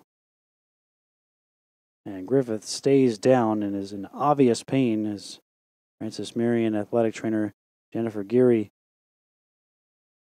out to look at the senior catcher. So Wetzel gets to second.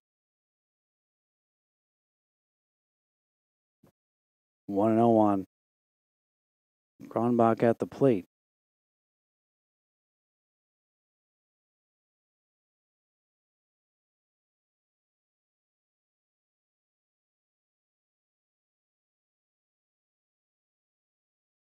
Patriots head coach Art Nabonet strolling out of the dugout as well to have a look at Griffith. Patriots have other catching options available. A couple of freshmen in Dalton Dabbs and Tristan Freeman. Junior Matt Moclair also available. In case Griffith is not able to stay in the contest. A couple of players are jogging back in from the Patriot bullpen, one of them with catcher's gear on. So it could be, in fact, that the Patriots are expecting that a change might need to be made here in the 6th inning behind the plate.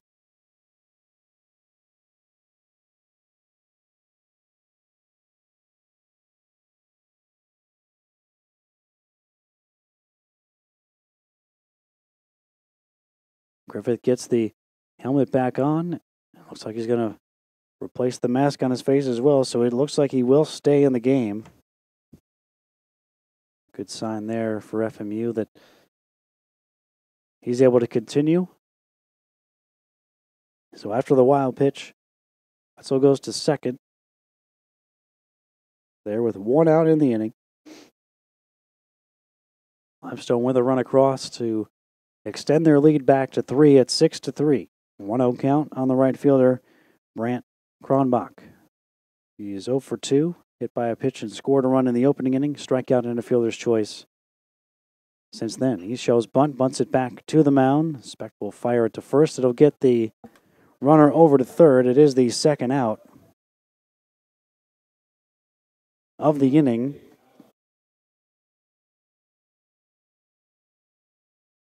And with 2 down, Chase Allen comes to the plate. He's 0 for 3 so far. A couple of fly balls and a strikeout.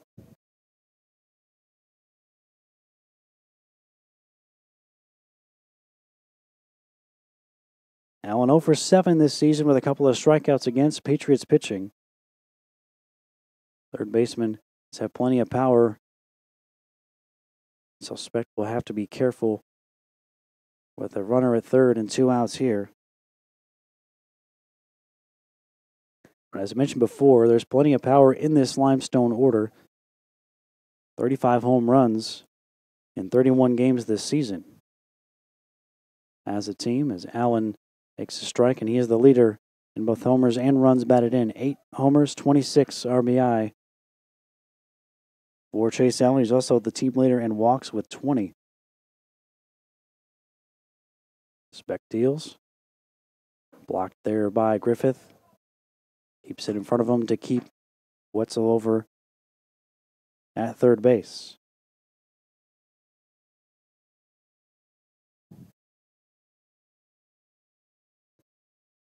Three in the first, and then one apiece in the 4th, 5th, and 6th frames for Limestone so far tonight. Allen fouls this one away. FMU getting their 3 runs in a couple of different frames, 2 in the 3rd, 1 in the 5th. But Limestone has led since that 3-run triple in the first inning by Cornell. Patriots have gotten it within 1, but no closer to this point. Another block by Griffith. Trying to get Allen to expand the strike zone, and to this point, the senior third baseman has not obliged.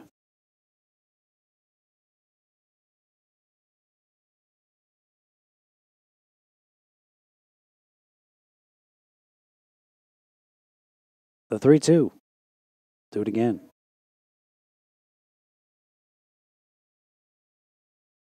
Matt Hildebrand would be next if Allen's able to reach to continue this Limestone 6th inning. The right-hander throwing in the Francis Marion bullpen down the right field line. Right-hander throwing in the Limestone pen as well. 3-2, part 2. Low ball 4, and it's going to get another run in for Limestone as it gets away from Griffith. Trace Wetzel to score. And Limestone with their biggest lead on the night at 4 now, 7-3.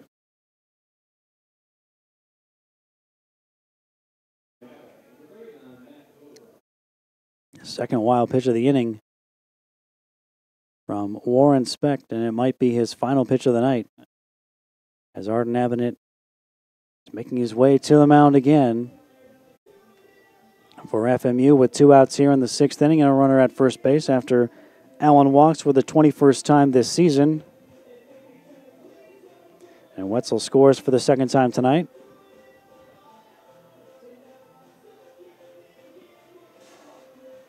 This time, Inhabitant does not bring the hook with him.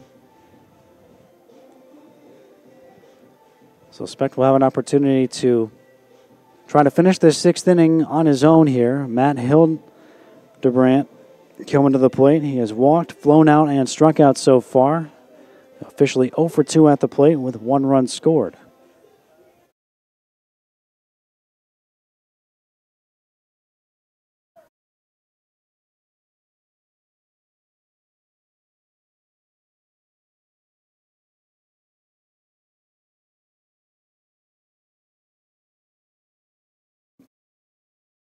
Hildebrandt comes up empty with his first swing against Warren Specht.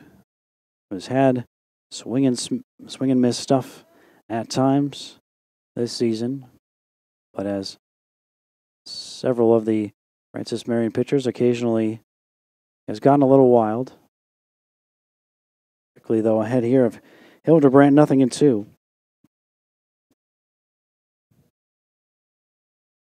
Trying to strand Allen over at first base. Already 2 runs in for Limestone to stretch their lead back to 4. First time that they have led by more than 3. Line drive off the glove of Mackinson into left center field. Mackinson was shaded up the middle with the lefty at the plate.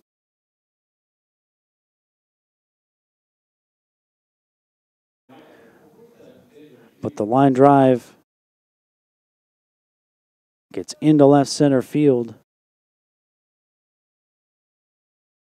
Third hit of the inning for Limestone. They now have 8, and this time, as Inhabitant makes his way out of the dugout, he will be bringing the hook with him, as Warren Specht will exit with 2 on and 2 out in the 6th inning. Limestone with 2 in the inning, looking for more. Back with the new Patriots pitcher in a moment on the Patriot Sports Network.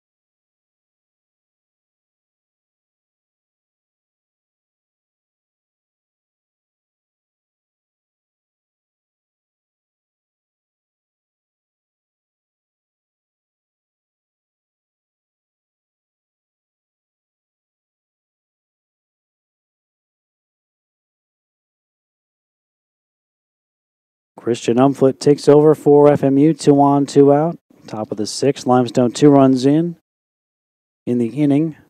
7-3 lead for the evening. Umflett 6'4", a junior from Charlotte.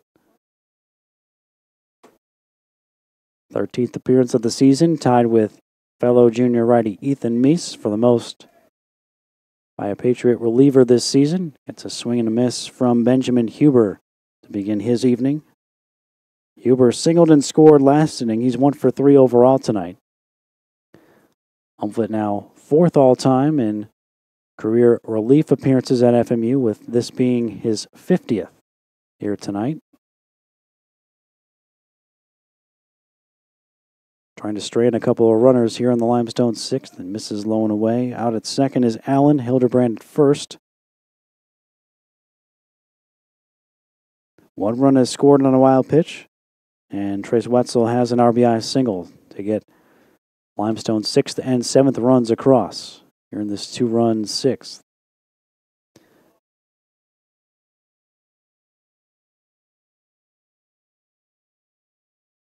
Good pitch there by Umflett for a called second strike. Worked an inning on Saturday against Lander without an unearned run.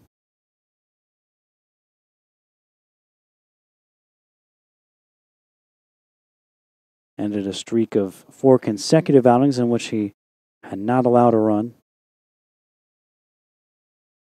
And gets a swing and a miss as Huber goes down on strikes, so Umflett comes in and ends the inning with a strikeout. And so Limestone will leave 2, but they do also score a couple and now lead by 4, 7-3, middle of the 6th on the Patriot Sports Network.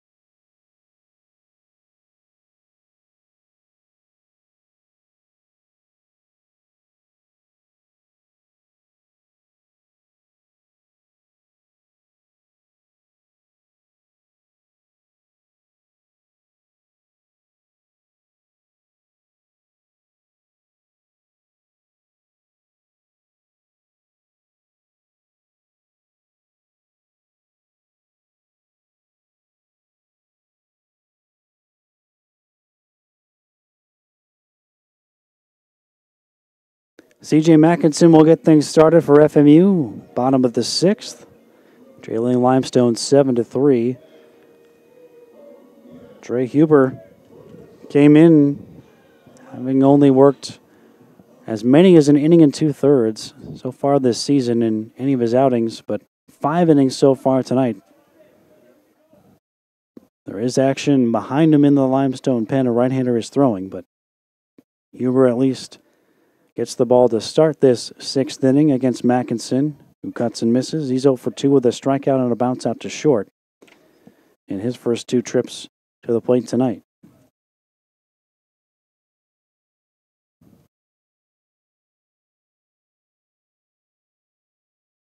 Skies this one back toward the mound.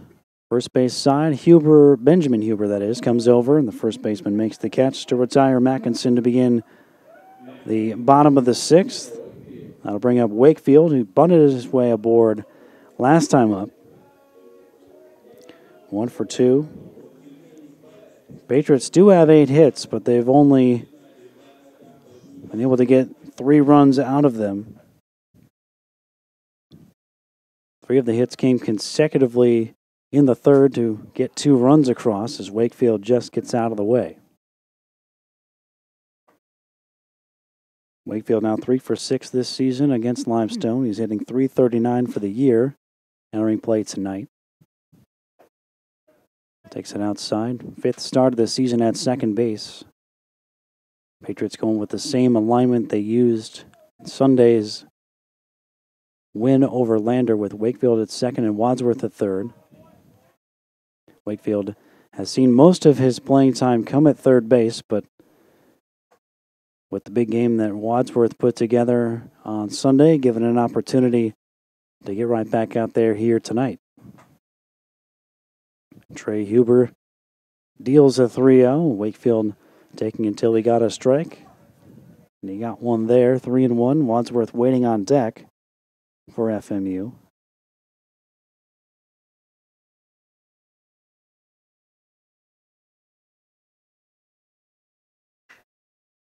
Bouncer back up the middle, off the glove of the shortstop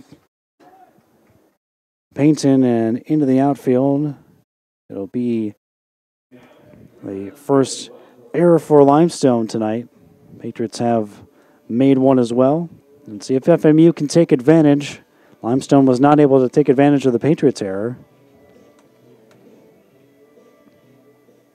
So Wakefield is on for the second time this evening. 1 on, 1 out for Wadsworth. Wadsworth takes a called strike.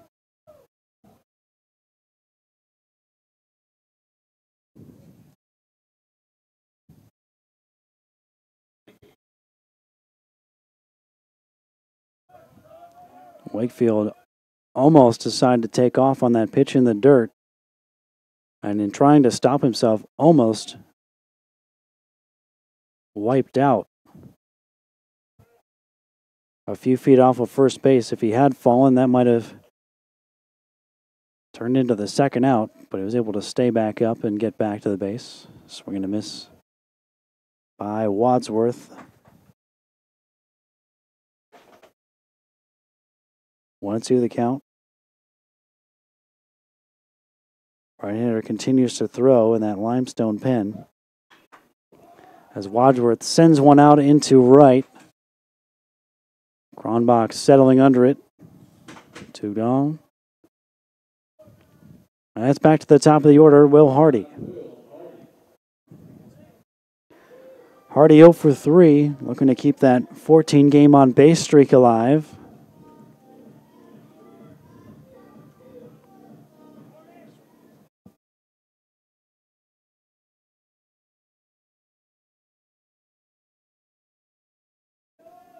Strike one on the Patriots' freshman left fielder, Will Hardy, from right here in Florence.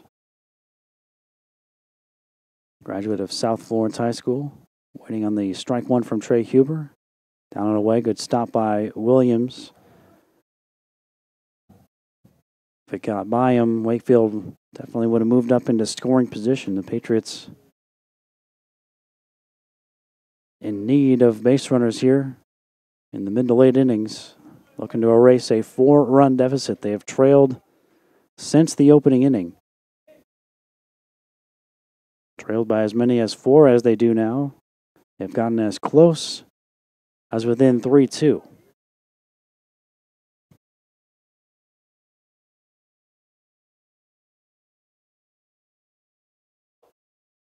That one stayed high. Hardy laid off.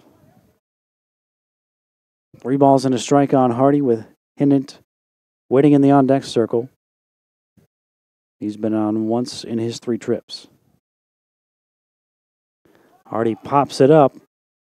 Back behind the plate. Williams didn't see it right away, but it won't matter as it'll get to the screen.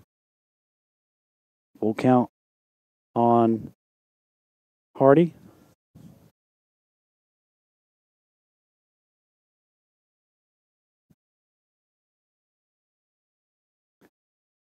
So Wakefield will be on the move with the pitch over there at first with a full count and 2 down. Give him a great chance to score on a gapper or 1 down into the corner as well. And Hardy drives this one into deep right field. Racing back is Cronbach. He's on the track and he will haul it in for the 3rd out. Hardy put a charge into it, but came up just a little bit shy of his 2nd collegiate home run. The Patriots get a runner aboard on an error, but end up leaving it stranded. As we go to the 7th, Limestone in front by 4 on the Patriot Sports Network.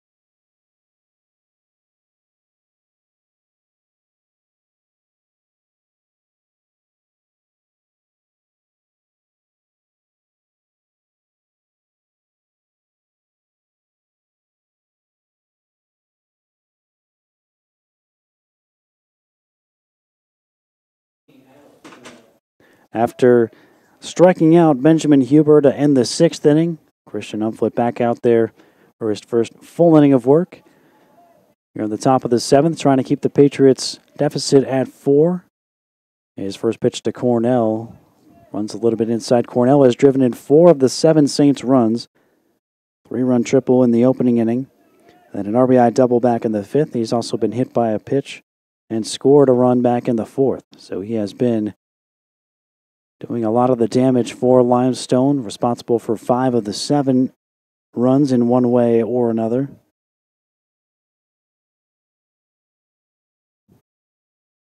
Had a couple of hits a couple weeks ago against Francis Marion as well. Umflett gets him to swing through that particular pitch. 2 balls and a strike on Cornell. 7 runs on 8 hits with an error for Limestone. 3 runs on 8 hits with an error for Francis Marion. This one skied into foul territory.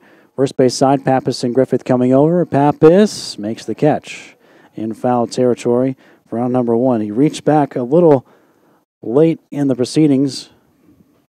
It looked like he may have just overrun it, but he adjusted enough to make the play for round number 1 as Cornell is sent back to the dugout for the first time tonight by FMU. Ryan Williams, who's 0 for 2 plus a walk, to the plate now. Line out in a strikeout to go with his free pass.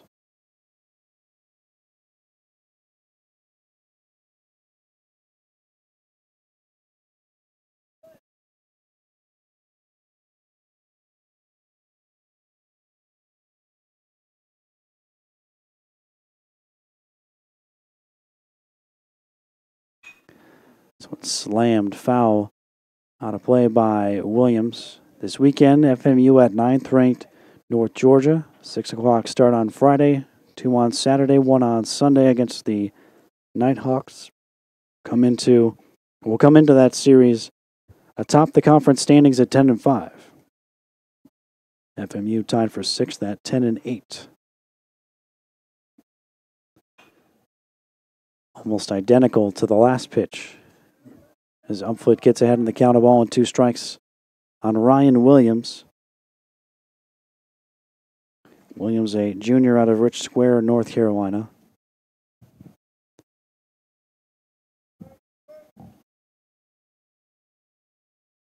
Umflett deals.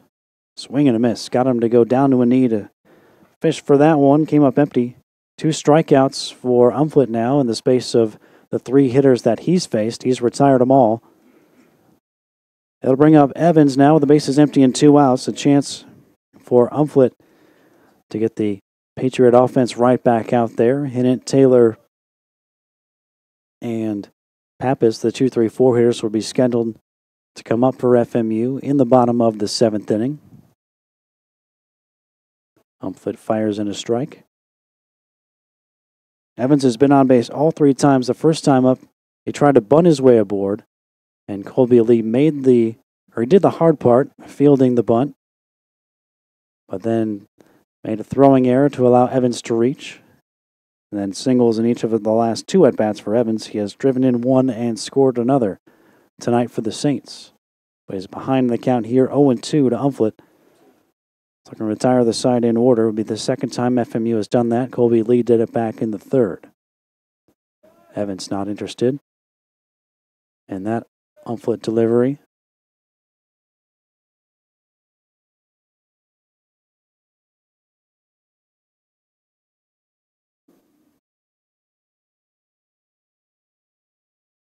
Swing and a miss. Christian Umflett with a 1-2-3 7th inning.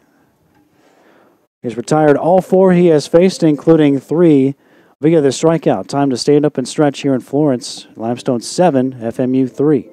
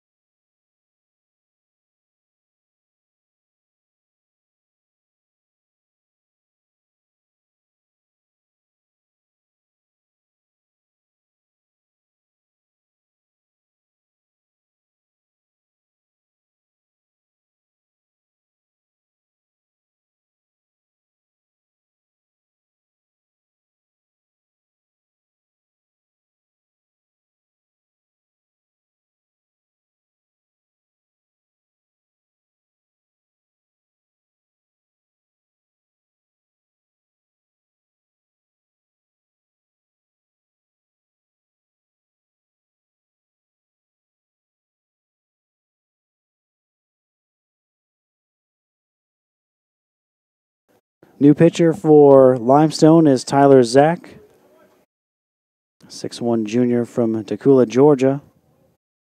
He faced FMU in that series, or in that game a couple of weeks back, and it comes up empty with the swing there. Worked an inning, gave up 3 runs, although one of them was earned on 3 hits, and struck out a batter.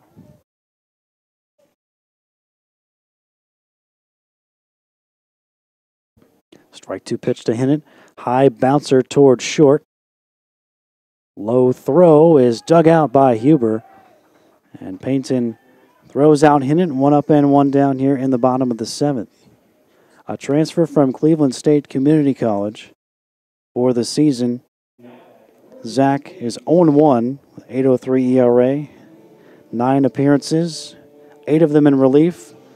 12 and a third innings, 18 hits, 15 runs, 11 earned, 5 walks, 6 strikeouts. Now Gage Taylor, he was 3 for 3 against the starter, Trey Huber, with a single and 2 doubles, 2 runs scored. Takes the first pitch, strike. Final line on Huber, 6 innings, 3 runs, 8 hits, a walk, and 3 strikeouts. 96 pitches for Huber, who had not gone longer than an inning and 2/3 in any of his previous outings this season. All of them were in relief.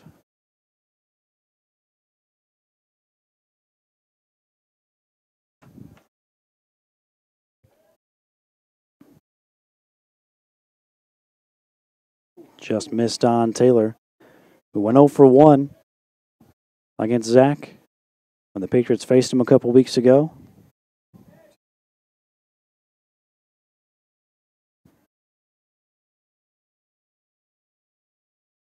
Pitch on the way from the right-hander, and Taylor just able to fight it off to stay alive.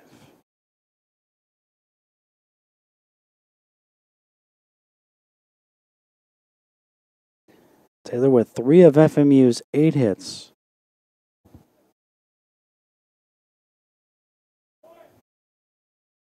Two balls, 2 strikes now, and he has the 2 that have gone for extra bases. Or 2 of the 3, I should say. Lenio Gonzalez also has a double.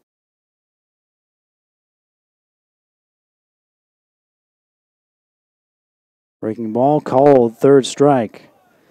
So Taylor goes down looking for 4th strikeout for Limestone pitching, and Zach has quickly retired the first 2 here in the bottom of the 7th, bringing Nick Pappas to the plate for Francis Marion. Pappas, a 2-run single in his middle at bat back in the 3rd. At the time, it got FMU within a run at 3-2. So as close as the Patriots have been since that 3-run first-inning triple by Cornell. Strike on Pappas, who has grounded out his other 2 times to the plate, 1 for 3 officially. Takes this one wide. Limestone has not had a 1-2-3 inning defensively yet. Patriots have had at least 1 hit in each of the first 5 innings. Last inning, they had 1 runner reach on the lone Limestone error so far this evening. Pappas bounces it foul past assistant coach and first base coach Kyle Gallman. 1-2 on Pappas. Gonzalez would be next. If Pappas can reach to continue this 7th inning for FMU.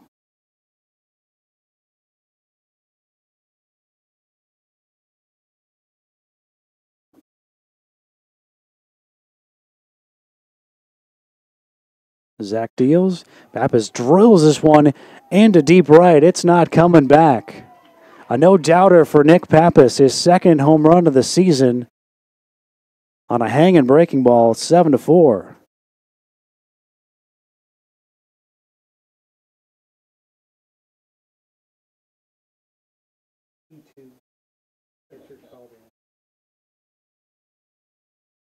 So Nick Pappas circles the bases for the 2nd time in the Patriot red, white, and blue. Gets him within 3 at 7-4. The 3rd Patriot tonight to have multiple hits, with Gage Taylor and Lenio Gonzalez, who's at the plate now, the other 2. A single and an RBI double for Gonzalez, who takes a called strike. An estimated 362 feet on that blast over the right field wall, and as I said, it was an absolute no-doubter. Off the bat, I think just about everyone in the stadium knew it. Zach certainly knew it, as he hung his head.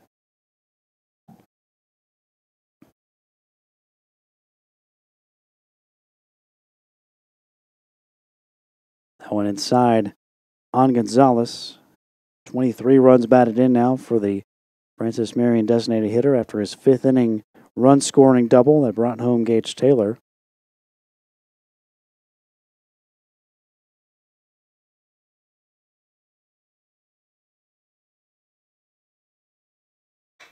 Gonzalez smacks this one out into deep right center field. Ranging over is Evans, and he turns, and this one's off the base of the wall. Gonzalez on his way to 2nd, and he pulls in with his 2nd extra base hit of the night. He came just shy of making it back-to-back home runs. But Gonzalez has his 3rd hit, and now Griffith to come to the plate. So after 2 quick outs from Zach,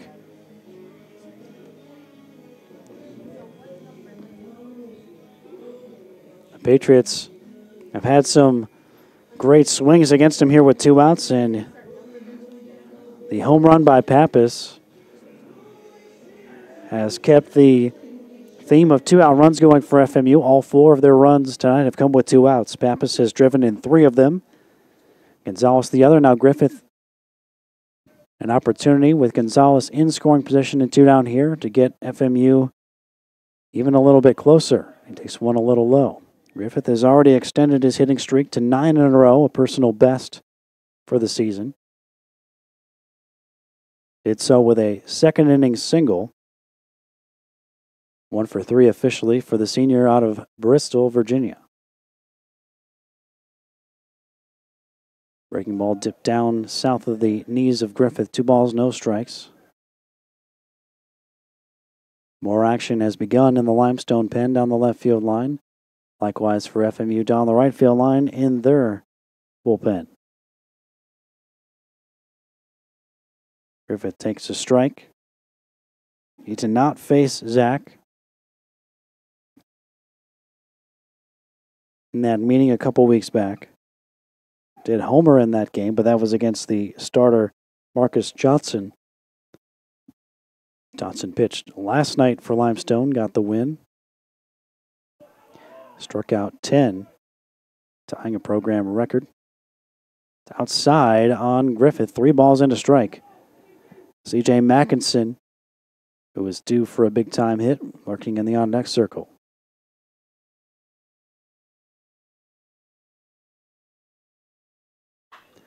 Popped up by Griffith.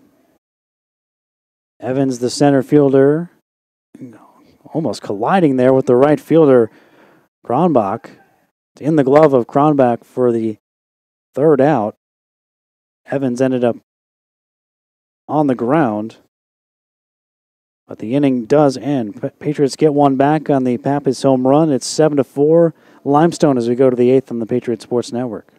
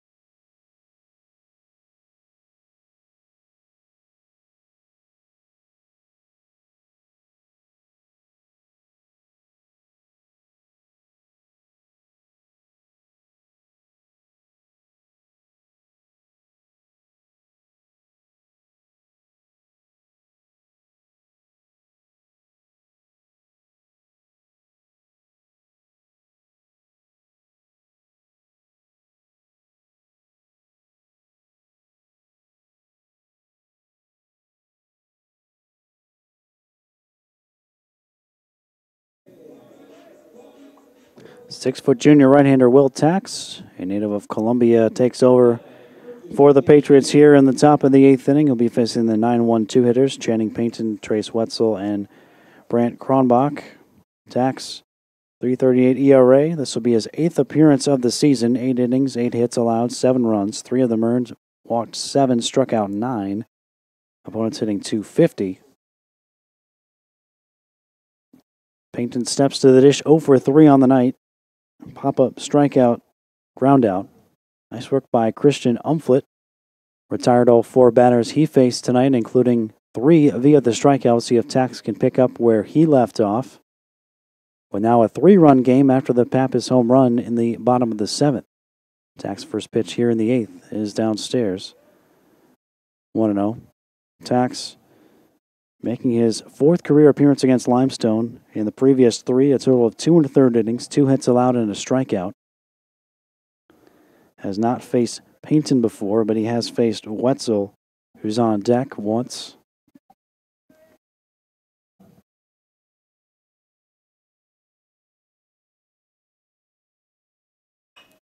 This one is chopped to the left side. Wadsworth fields, throws a strike to Pappas, 1 away. Tax, the 6th pitcher used by Francis Marion tonight. Colby Lee, Noah Davis, Austin Moody, Warren Speck, Christian Umflett, and now Tax. The Francis Marion arms, just 2 pitchers so far used by Limestone. The starter Trey Huber went 6, and Tyler Zach then just worked the bottom of the 7th for the Saints. Here's Trace Wetzel, 2 for 4 in the night. Single, double, 2 runs, and an RBI.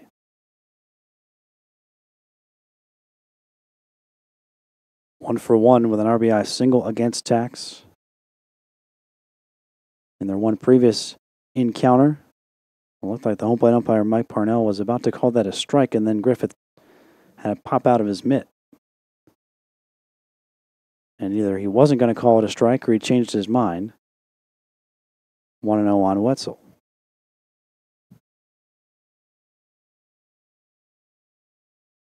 There's a strike.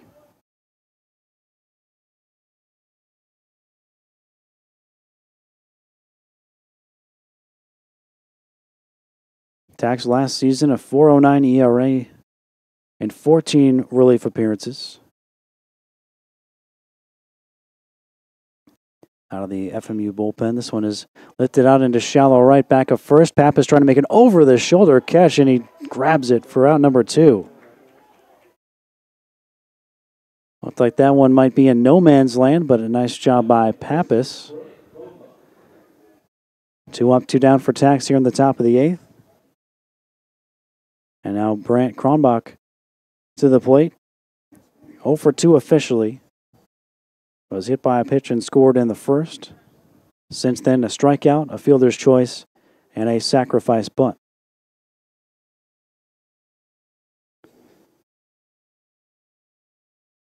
Tax with a good breaking ball in there for a called strike. Looking to make it back-to-back 1, 2, 3 innings for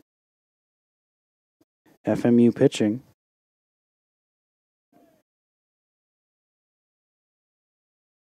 Swing and a miss. 0-2. Bottom third of the order coming up for the Patriots in the bottom of this inning. Mackinson, Wakefield, and Wadsworth, the 3 scheduled hitters. Could be against a new Limestone hurler as there is action in their bullpen. Swing and a miss, and Tax makes quick work of the Saints in the top of the 8th inning. It's back-to-back 1, 2, 3 frames for Francis Marion pitching. They've combined to retire 7 in a row. Bottom of the 8th, Limestone leading 7-4 on the Patriot Sports Network.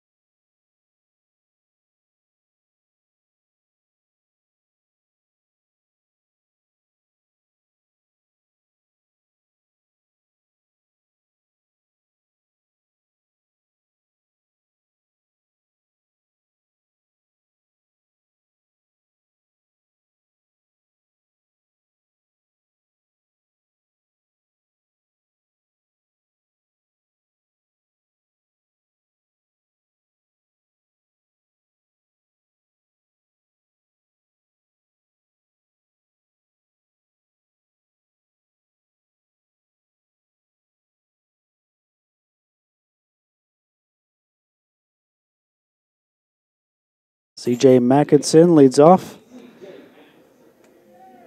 for FMU in the bottom of the 8th inning against a new pitcher for Limestone College. Junior right-hander Michael Schultes out of Greer, South Carolina. Misses outside with his first offering to Mackinson. Schultes, a couple of scoreless innings 5 days ago in a loss at Erskine. His most recent outing, walked 1 and struck out 3. Falls behind 2-0. Fourth time that he has faced the Patriots. He's had varying amounts of success. He had one outing in which he worked 7 innings in relief. Didn't allow a run, allowed 1 hit in a game that Limestone won a couple years back.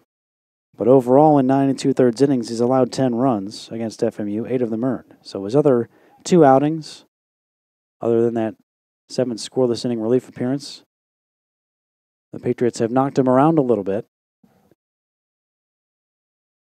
It's 2-2 on Mackinson, who is 0 for 3. Wakefield and Wadsworth scheduled to follow here on the Patriot 8th, down 7-4. Mackinson sends this one out into shallow right. Second baseman Wetzel will make the catch. 1 away.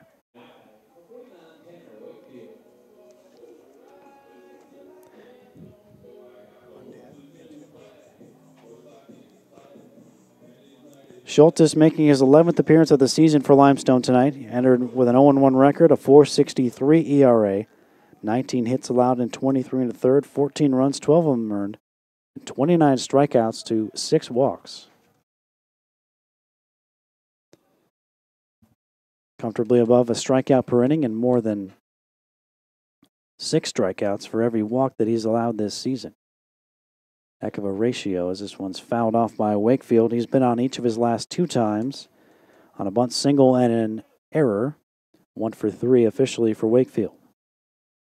Pinch hitter has moved into the on-deck circle in the place of Wadsworth.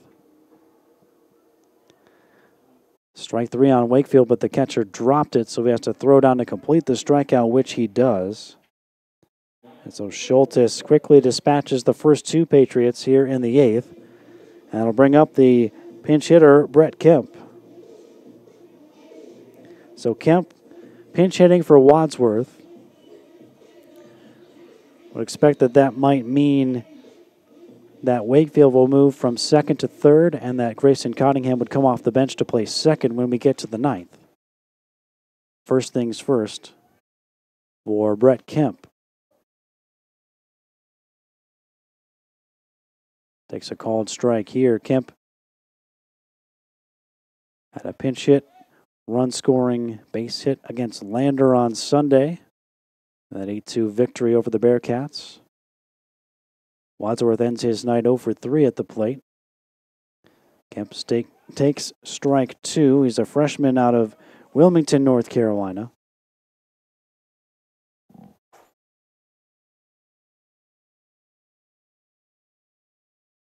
Strike 2 pitch, high and outside. 1-2 count on Brett Kemp. Coming into tonight, 4 for 23 at the plate. Fouls this one away to the very top of the screen.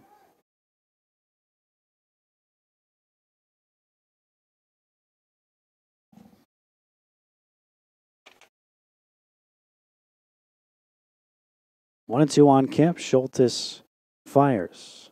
Struck him out. And the inning comes to an end. So Michael Schultes matches the 1-2-3 inning from Will Taxton, the top of the 8th inning. And we'll go to the 9th. Limestone still with a 3-run lead on the Patriot Sports Network.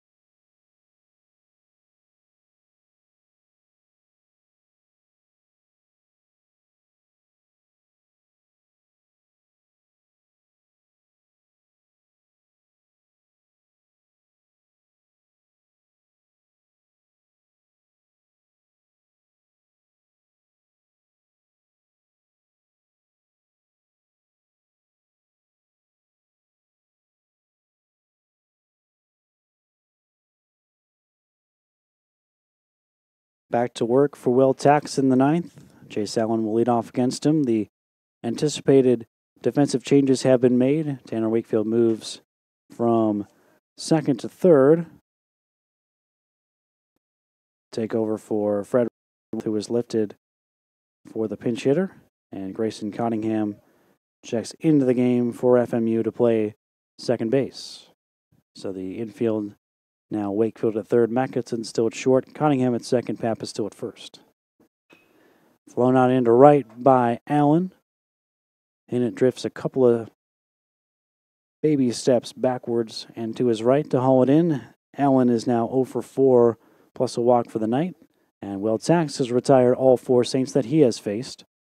One away in the ninth, Matt Hildebrandt, the designated hitter, to the plate.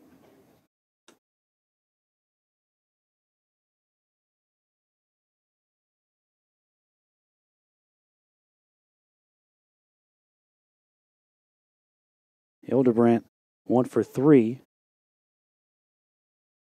Just gets out of the way of that one. Walked and scored back in the first. Fly ball, strikeout, and single.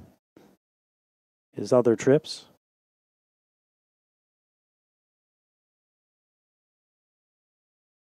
Bit of an outside on Hildebrandt. Hildebrandt's single back in the 6th inning was the most recent base runner for Limestone, as the Patriots duo of Christian Umflett and Will Tax have combined to set down 8 in a row. Isaac Rogers retired the final 14 Saints he faced in his complete game victory a couple weeks back against Limestone on the road, as there's a called strike.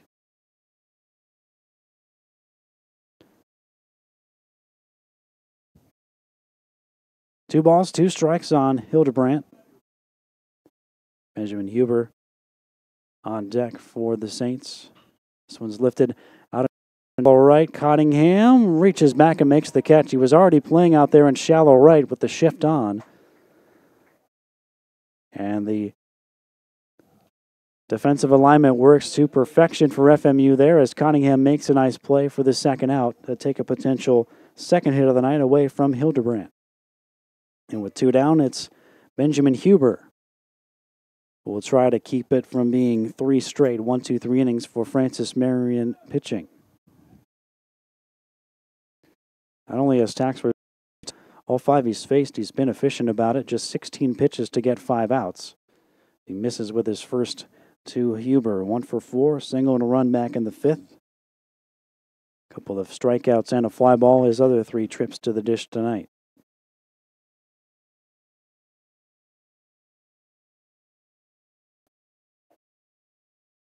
Outside again from Tax. Patriots with the top of the order coming up when we get to the bottom of the ninth. Hardy, Hinnant, and Taylor. They'll be hoping not to be facing a deficit any larger than the current margin of 3. It's 7-4. Tax all of a sudden has fallen behind 3-0.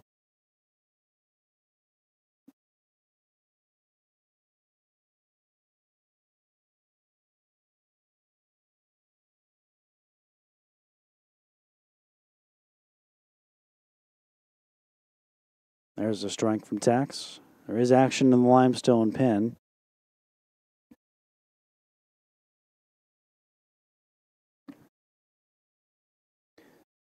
The 2 saves for Limestone this season belong to Eric Mullinax. That one's fouled away. Can't tell if it is he or someone else who is warming up in their bullpen.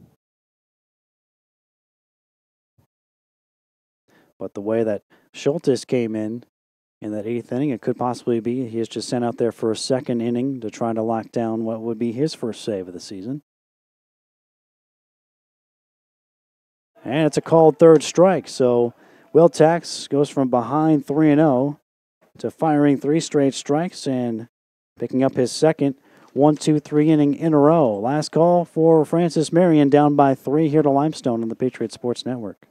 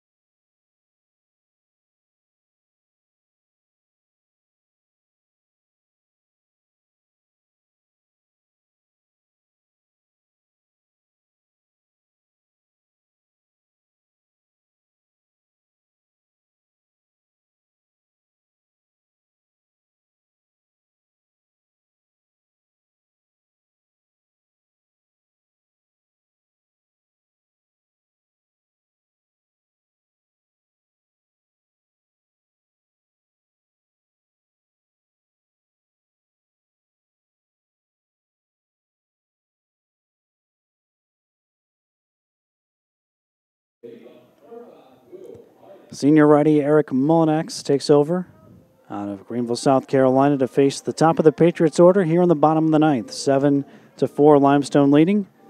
Will Hardy trying to get things started. He is 0 for 4. Hit a ball to the warning track his last time up. Mullinax with his first pitch in there. Oh, no, not a called strike. It looked like it was going to be called a strike by Mike Parnell, but I was wrong. 7.71 ERA, 101 record, 2 saves and 10 appearances for Mullinax. Already takes another one out of the zone. He has given up 19 hits, 18 runs, 14 of them earned in 16 and a third innings, 9 walks and 17 strikeouts. Third career appearance against Francis Marion. Fires in a strike. His previous 2 appearances both came in 2016, including his collegiate debut right here on Cornell Field at Sparrow Stadium on January 30th of 2016, the opener of that season. Gave up 4 runs in an inning of work. Gave up a 3-run homer to former Patriot outfielder Schuler Ward. Strike to Hardy to fill the count. So the Patriots will be hoping to do something along those lines here. Down by 3 in the bottom of the ninth. 3-2 pitch to Hardy. Rolled out toward short. Painton has it. Gets Hardy by about a step. 1 away. That might be the last chance for Hardy to extend his on-base streak. Came into today at 14 in a row, the longest current run by a Patriot, but he's 0 for 5. And unless the Patriots force extras, it's likely a streak that is coming to an end. Now Cole Hinnant with the bases empty and 1 out. Patriots in need of base runners here in the 9th inning, and Hinnant takes one right down Main Street, 0-1.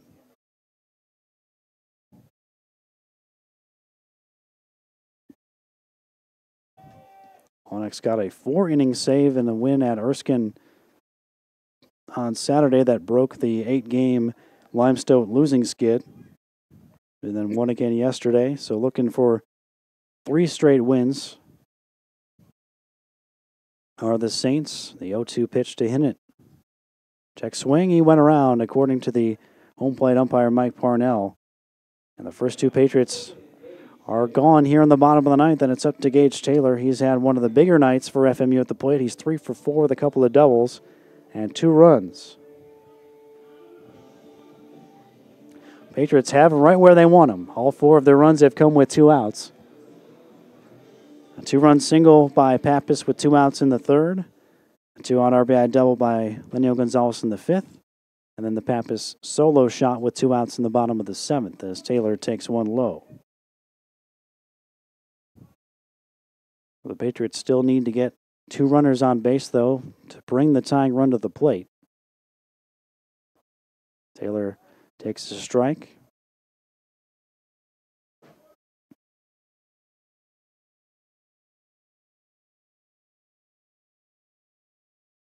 Three hits apiece for Taylor and Gonzalez to lead the Patriot attack tonight. A little low on Taylor. They have combined for 6 of FMU's 10 hits. The Patriots have out-hit Limestone 10-8 this evening. Have only lost once this season when they've recorded more hits than their opponents, but are now down to their final strike as Taylor fouls that one back. 2-2 on Taylor with 2 down.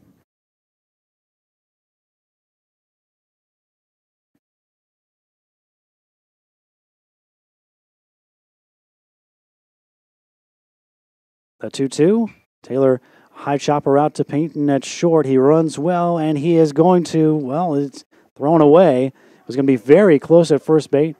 He looked like he had it beaten out anyway. Will not advance after the throw got past the first baseman Huber. So Gage Taylor has his 4th hit, and the team's 11th of the night. Keeps the contest alive for Nick Pappas. Second 4-hit game of the season for Taylor. He has 12 multi-hit efforts overall, one shy of Cole Hinnant's team-leading 13 multi-hit games as Pappas takes it low. He's got a couple of hits tonight. A 2-run single and a homer, 2 for 4 for Pappas. Second home run of the season. He's now driven in 28. Limestone playing behind Taylor as his run doesn't matter.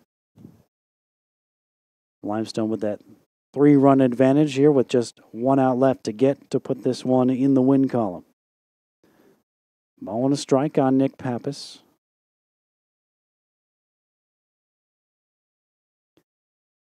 Might have gotten a piece right at home plate. Apparently he did. Once again, FMU down to their final strike. 1-2 on Pappas. Gonzalez would be next if Pappas can reach, and if he does, Gonzalez would be the tying run at the plate.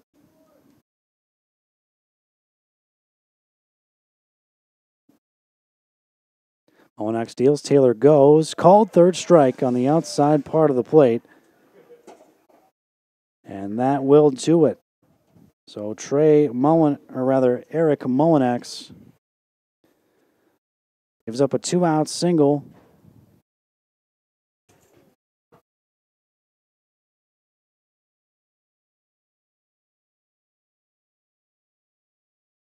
And so Limestone has now won 3 in a row as they come in here to Florence and knock off the Patriots by a final score of 7-4. For Limestone, 7 runs, 8 hits, and an error. For FMU, 4 runs, 11 hits. They also made 1 error. The winning pitcher, Trey Huber, he went 6 innings, allowed 3 runs on 8 hits, walked 1, and struck out 3. For the Saints tonight, Huber improves to 1-0 on the season. The losing pitcher will be Colby Lee for FMU. Lee will fall to 0-1. He gave up 4 runs in 3 innings, 2 hits, 2 walks, and 2 strikeouts for the junior in his second start as an FMU Patriot. The save goes to Molinak, his 3rd of the season.